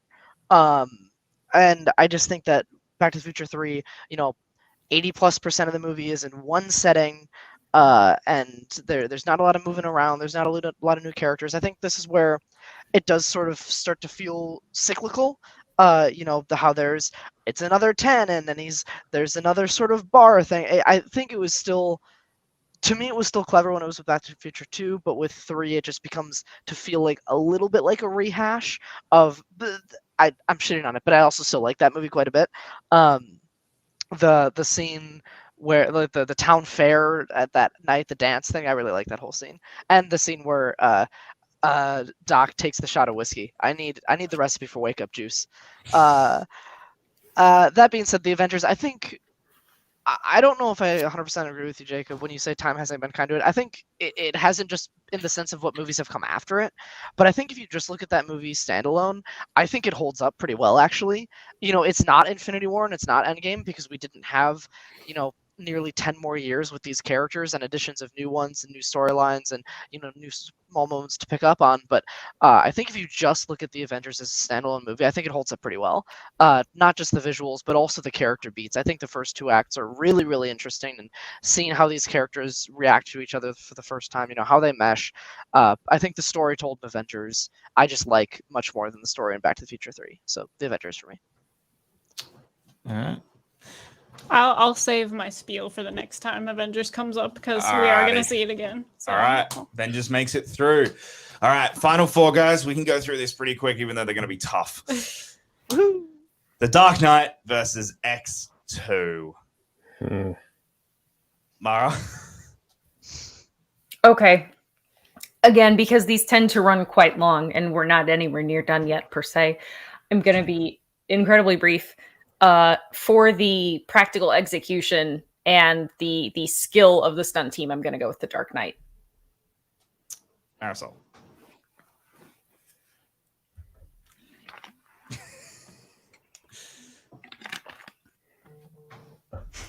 Oops, sorry. Oh, you're on mute. Oh, I thought she was being really thoughtful. Yeah, I thought she was. I'm even more impressed that you all were just waiting with such bated breath. I appreciate that. Wrapped with attention. But the Dark Knight. Yeah, these are both pretty much. These are pretty terrific examples of the superhero genre. Both incredibly engaging, terrific characters in all of these. One decidedly much more grim, but still with very loaded themes and messages and social statements laced through both of these. Dark Knight is more iconic. It's a more iconic film. It has a legendary performance at its core. X2 doesn't have a performance to really weight it. to really center it. Dark Knight absolutely does. Nolan. This is Nolan's. Yeah, Nolan tops himself in this trilogy with this one, Dark Knight. Parker. Yeah, I'm also going to go for The Dark Knight. I just think it transcends what it means to be a superhero movie, a comic book movie. For people who like superhero movies, I think most people will agree X2 is really damn good. For people who like Marvel movies, if you like the X-Men, you're really going to like it. The Dark Knight just is an incredible film. It just is so transcendent of the genre. Like Marisol said, the great performance. I mean, there's a lot of great performances in X2. There's a lot of great moments in X2. Like Dan said, the opening scene, stuff like that. Nothing in X2 is better than the opening scene of Dark Knight. Nothing in X2 is better than the interrogation scene in Dark Knight. There's just so much in Dark Knight that makes it just wonderful and holds up perfectly well. And I think X2 is great for an X-Men movie, for a superhero movie. Dark Knight just fucking rocks. Tell. Yeah, Dark Knight. Yeah, I'm gonna keep it brief. We've all said our piece earlier. Dan? Yeah, I mean, I think there's a lot of great things to be said about both these movies, but ultimately it's The Dark Knight for me. Oh, okay, good. I feel like, listen, I love X-Men, I love Batman. These respective animated series were staples of my growing up, but the realization of so much of the Batman mythos in The Dark Knight, and obviously Heath Ledger, and it's just, as much as X2 got right, I think The Dark Knight got more right. So I got to go Dark Knight. Adam. Yeah, I have a deep affection for The Dark Knight as well. One of the best midnight experiences I had,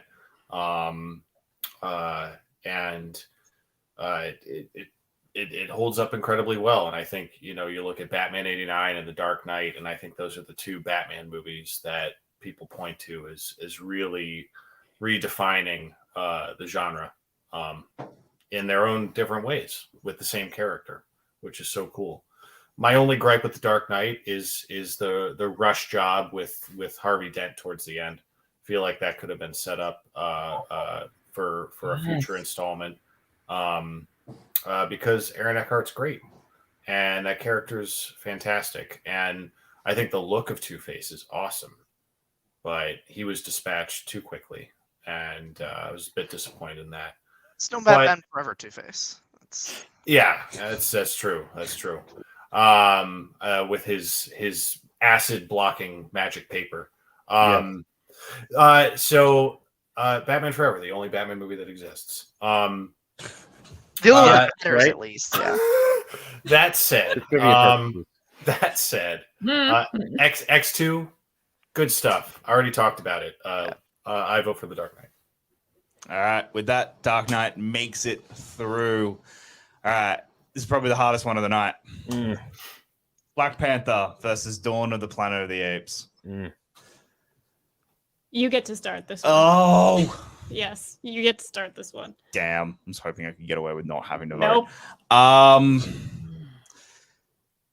Okay, I am going. All right.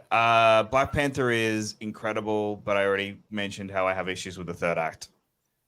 Dawn of the Planet of the Apes, there is about maybe 7 or 8 movies that could beat it on this entire bracket, and Black Panther isn't one of them. So I am voting for Dawn of the Planet of the Apes. Parker. Yeah, Dawn of the Planet of the Apes is kind of a sneaky dark horse. I think it has a real shot to make it really far. Like I said earlier, it's my favorite Apes movie. Black Panther, I think, is really good, but every CG shot in Dawn of the Planet of the Apes looks better than most of the CG shots in Black Panther. I love a lot of the stuff that's happening in Black Panther. Like I said, the costumes, the score, the soundtrack. There's a lot that's right with that movie. But Dawn of the Planet of the Apes is just a banger. that movie is so good. The dynamic between Koba, the scene where Koba pretends to be a dumb ape and then goes murders those guys is like horror movie level. Like that scene is so good. This whole movie is full of scenes that are that good. So Dawn of the Planet of the Apes. Mara. I've sung the praises of both. But one thing that Robbie said when we first talked about Dawn of the Planet of the Apes actually really helped solidify this for me. I always kind of just in general had a favorite of the original films. And then there's that Tim Burton one, which has amazing makeup, but nothing else. And then there's the new trilogy. And I always had a favorite between the original 5 and the new 3. But him saying it's his favorite really made me just weigh the fact that Conquest is my favorite original Apes film and that Dawn is my favorite new Apes film. And I love the fact that it's, primarily ape on ape conflict that drives the story. I mean, the people are actually like second fiddle to the ape on ape drama. And I love everything that movie has to say. So I'm going to go with Dawn also because of what Jacob said. All right. Tell. I'm going to do what I always seem to do on this bracket and vote in vain for no reason whatsoever and vote for Black Panther. Thank you for coming to my TED Talk. I do have some leftover salt from my popcorn. I can send it over. Hey, mine is valid. All the movies I pick get kicked out nearly every single time. So I don't want to hear it from anybody. Hey, I fell on my Supergirl sword alone. Good. Someone else better be falling on some swords. It better not just be me. Swords. Thank you very much. You don't get to complain. You created this whole I bracket. created this monster. Yes, Adam. Sorry. Yeah, so we went over Black Panther extensively, and while the future of the character of T'Challa is unsure at this point, we know the franchise will continue, and back before we tragically lost Chadwick Boseman, the possibilities of this character seemed endless after this movie, right? I knew I really liked this movie, but I knew that like the sky was the limit with sequels, and I think it still could be. Who knows how they're going to approach it? I don't envy the task, but it's such a great film. It stands on its own. I agree with the critiques of it as a superhero movie with some of the cliches and pitfalls it deals with, and some of the shoddy CGI. That said, Dawn of the Planet of the Apes, going off of what everyone has already said, tremendous character drama for all the apes. Not enough is said about how Koba is, correct me if I'm wrong, he's a bonobo, right? Mm-hmm. And I always, this is a very small gripe about the modern Apes movies, because they brought in the idea of present day apes becoming self-aware and more intelligent and all this. I always wanted to know how that affected monkeys. I wanted to know how intelligent the little primates were, and we never really saw that, did we? Right? Correct me if I'm wrong, but we didn't see that in these 3 films. It wasn't even alluded to. What happened? Did they just die off? They didn't have strong enough genes, maybe? I don't know. Maybe they died off with the humans, but I was always curious about the little primates. I know that doesn't weigh into this debate, but I there are a lot of Apes fans on this panel. Has it ever crossed your minds? I'm just curious. I mean, part of me wonders if it equates to a little bit about, for example, not to bring in modern day events, but why does someone get COVID and is asymptomatic when somebody who has a very similar economic background, genetic background, and experiences that would give them health risks? Why does another person go to the ICU, end up on a ventilator, and die? Who knows? That's why I need you to be a consultant on the next Apes film, Mara. Please recommend me. I'm available, Yes. Hollywood. I will take your money. I will. I'll put in a good word. He knows people, man. Yes. Yeah, I know Grogu. But Dawn of the Planet of the Apes, so good. So good. I think we're going to keep talking. It's by a narrow margin that I'll vote for Dawn in this case. But I love Black Panther. Marisol? So I'm sitting here thinking about these 2 movies, and I'm I guess it boils down to the tension, the conflicts between Koba and Caesar versus the conflict between T'Challa and Killmonger. Both are tragic. Both are terribly fascinating and deep and painful. And if there's one thing, my least favorite thing about Black Panther is that Killmonger dies. at the end of the first movie. When that's such a rich character with such an important connection to T'Challa, that should have been the Joker to his Batman. Like, you know, he should have just been there in the series of Black Panther films. Killmonger should have been an ongoing character. I really hate that they kill him. That's probably the only thing that angers me about that film. But bad move. And I was stacking that. It makes it sound like I'm about to say I vote for Dawn of the Planet of the Apes. I still think I will pick Black Panther. This sucks. These are both very... Dawn is so emotionally engaging and harrowing. Emotionally harrowing on top of being harrowing as just an action film and an adventure film. Like, you know... but so much and so many of the themes in Black Panther also got me too, while balancing that with a more lighthearted adventure. I think I will vote for Black Panther though between these two. It's a crapshoot. I will be a-okay with whichever one goes through because both are deserving. Dan? Sorry, I had us muted because I was typing a lot. Sorry. Yes. Both great movies, and I mean, when you look at them, it's really hard to compare.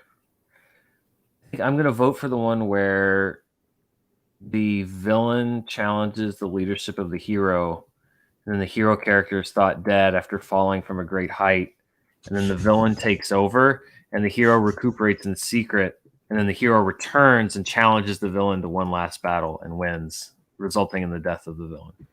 So the Two Towers. Okay. That's what storytelling, folks. That's an old Honest Trailers trick. Yeah. For me, it's Dawn of the Planet of the Apes. I love Black Panther, but I think that Dawn of the Planet of the Apes is a more complete movie. They both have great performances, and I think that it's a very ironically it's one of those things where like Dawn of the Planet of the Apes, by looking outside of humanity, is able to sort of nail the human condition in a way that so many stories about humans can't. And I just again, as great as Michael B. Jordan is, I will put Toby Kebbell up against him as a bad guy. Pound for pound, just two of the best. What if we could get them to fight each other? Yeah. Two of the best bad guys, recent bad guys in memory, and it's very tough. But I just think that Dawn of the Planet of the Apes is a more complete film, and so my vote has to go there. All right, and with that, Planet of the Apes does move on. All right, next up, we have Raiders of the Lost Ark versus the Mask. I'll go first. Done. Mara? Yeah, I feel Parker? like this is the equivalent of Raiders. the scene where the guy is doing the sword. Like the Mask's performance in this bracket so far has been the guy doing the sword trick, and I think we're all just about to shoot him like a Harrison Ford. Does that mean we all have diarrhea? Yes. Dysentery. Yeah. It gives you diarrhea, bro. Is anyone voting the Mask? You should put that in your Twitter bio. That's Resident easier. diarrhea Yeah. expert. Anybody voting for them? Is Taylor? anyone voting for the Mask? All right, with that, Raiders of the Lost Ark makes it through. Okay, genuine last one that is actually could be interesting because I have no idea where this is going. Star Trek IV: The Voyage Home or The Avengers? Adam, I'm going to start with you. I mean, I already spoke to the Avengers. I'm gonna go with my heart on this. I care more about the Voyage Home. I just do. I like the Avengers. It's a significant film historically. In the overall grand scheme of the MCU, a lot of great moments comparatively, but it does feel like an episode of television to me. Like a really good episode of television that doesn't quite stand on its own. It is good. I get more enjoyment out of the Voyage Home. It's a more complete experience for me, and it's one that I would prefer to revisit more often. So I vote for Star Trek 4, although it probably might. I feel like it might be in vain, but we'll see. Tell. Oh, you're really gonna make me go next. I'm just curious. I have absolutely no idea where you're voting. I don't know where I'm going either. Okay. You guys are gonna sit here while I sit in silence while I try and think of what I want to vote for. Does anyone know what they're voting for right now? I do. Yeah. All Go ahead, Robbie. Parker. I also have to go with my heart, and although I do really, really like Voyage Home, and I think it's a very, very funny and fun movie, I just care, just like Adam cares more about the characters of Star Trek, I just care more about the characters in the Avengers and their relationships with each other. So I love Voyage Home. I like it quite a lot, but Avengers still holds up for me. Marisol. Yeah. Although interesting shift here. I did vote against Voyage Home, not like aggressively. I heard what I said, but it tilts pretty firmly in the opposite direction here. For this, I am definitely going to take it over the Avengers. Everything I said still stands about how fun and how spirited and how refreshingly different this Star Trek adventure is. And there is a lot of spirit and heart behind it. Still stand by what I say about the Avengers, for especially when taking yourself back to that time, that it was pretty impressive. It was exciting to see it all come together. And that hasn't quite been done. That kind of shit rarely gets done. You rarely see that come together successfully in film. But Voyage Home is delightful. As I said, it is fun. Just talking about it made me want to watch it again. So that bodes pretty well. Voyage Home. All right, Mara. Okay, I have to show you guys something. I don't know why, but Dan decided to disrobe This is canon. the Grogu canon canonically wears brown baby briefs under the robe. This one, and then Yeah, I have the nub Grogu too. Yeah, he's got a groinless. No, he's snub. sporting the brown baby briefs. Look at that. Anyway, Now the show is going to get flagged. This is the content people stick around for. We're definitely owned by Disney. That's For canon. sure. a bottle of wine, folks. That's canon. I mean, both are upsetting. I don't know which one I can accept more: stump body Grogu, or the fact that somebody crawled under Grogu's little outfit and gave him a little diaper. I don't know. When you gotta go, you gotta go. I like to think that Grogu has genitals akin to the penis vagina monster in Prometheus. There you go. Canon. All right. So what Adam said really resonated with me. He said he was voting with his heart, and I will do the same, partially because I really do have such a sentimentality for what the Voyage Home accomplishes. I think it accomplishes exactly what it intends to, but also because I truly think that potentially where the road leads us, very likely neither of these two are going to make it one further round. But I think if one had a very good chance, it might be the Voyage Home, because it is so, there's a purity to it that is scarcely found in another IG film. And I'm going to vote for the Voyage Home, whether it goes through or not. Would you like to go now? Yeah, I guess so. Not really. This This one is tough for me, just because I do think that The Voyage Home is a great movie for so many reasons, and it's, to me, basically the polar opposite of why I love the Avengers. Like, they're just two very opposite spectrum kind of movies. The Avengers is a movie that when it came out, I saw in theaters more times than I had ever seen a movie in theaters. Like, my friends and I would just keep going to see it because it resonated so much with us, and we were so excited about getting this movie. And just the big moments really paid off for us. And I mean, come on. That's where my brand begun when we got introduced to the Loki like image that I think has stuck around more than any other. And it's so hard. It's so hard because I don't want to vote. All right, I'm gonna vote with my heart on this one. I'm gonna vote Avengers just because just has that nostalgia kind of impact for me in a way that this particular Star Trek movie does not. So that's where I'm going to go, because otherwise I'll be here all day. Dan? I think if you'd asked me this question in 2016, 2017, I might have said the Avengers, but as Marvel has continued and I think topped itself in many ways, Avengers Endgame, I think is, and I still believe is a superlative achievement. Avengers does suffer a little bit because you realize what they're capable of and the scale, etc. And I think that with the longer view of history, I have to, again, as others have on this panel, vote with my heart and say Star Trek 4, The Voyage Home. Ooh, the next round, can we all vote with our groins? Yes. Yes. Our grogoins. Oh! There it is. That's why they pay you the big bucks. Well, with that, Star Trek for The Voyage Home makes it through. All right, what's our final four from this side of the bracket? Our final four from this, we've officially done this entire side of the bracket. What do we got? This is just one side. Oh, God. No, go back. He didn't see it. He didn't see the pain. Oh dear. Yeah. So you'll see that on our final episode. Our final episode is when we'll get to that one, but we still have 4 more to go on the other side of the bracket. Let's get some previews up in here. Yeah, what's up next week? What do we got? Oh, he should. What do we got? Oh, that's right.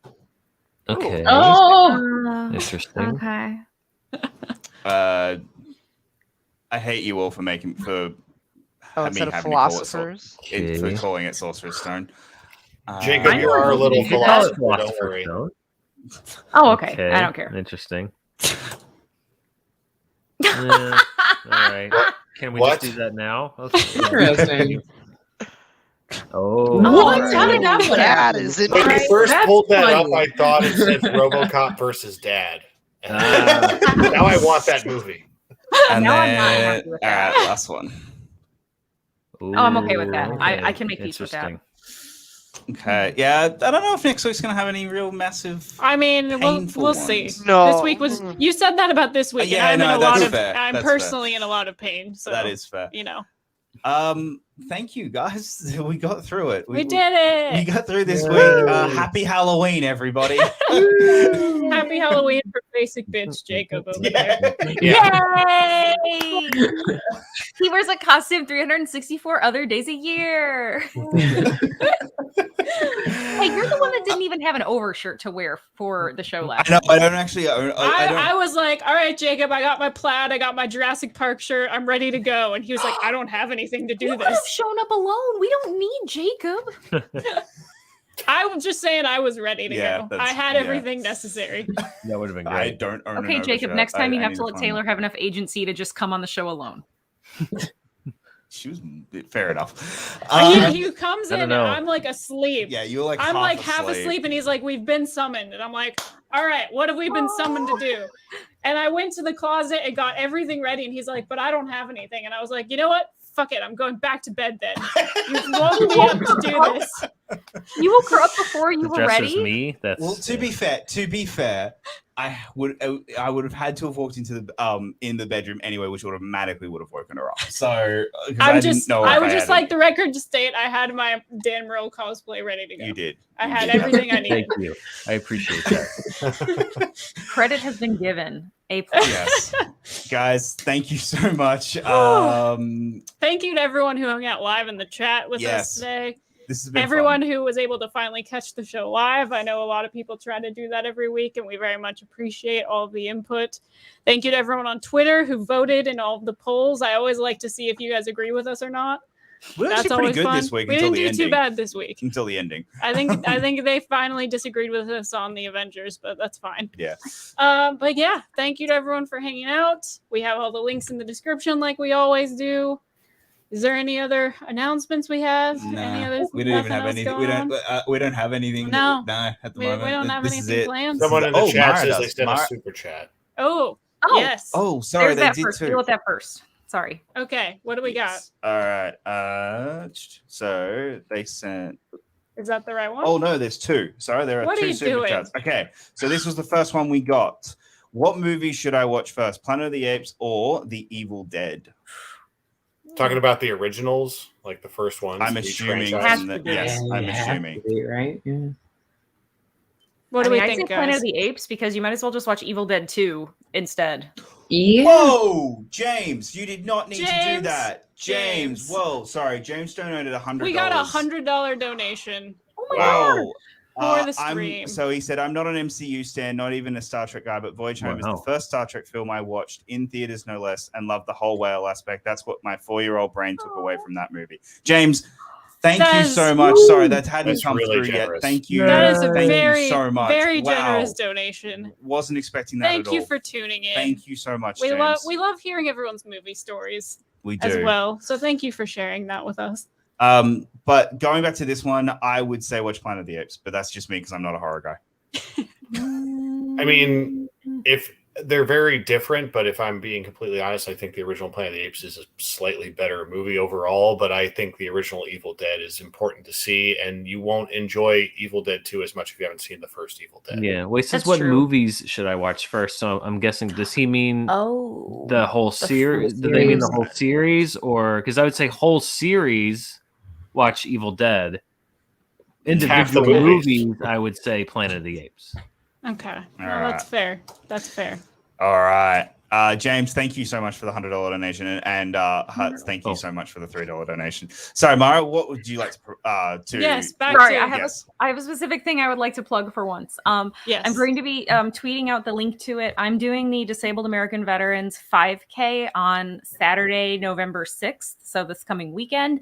And if anybody would like to contribute 100% of the proceeds, support Disabled American Veterans, and so if anyone would like to sponsor me for my run, that would be very much appreciated. So I'll be tweeting that out either tonight or tomorrow. All right. All right. We will definitely be retweeting, posting. That'll be everywhere for everywhere. everyone to find.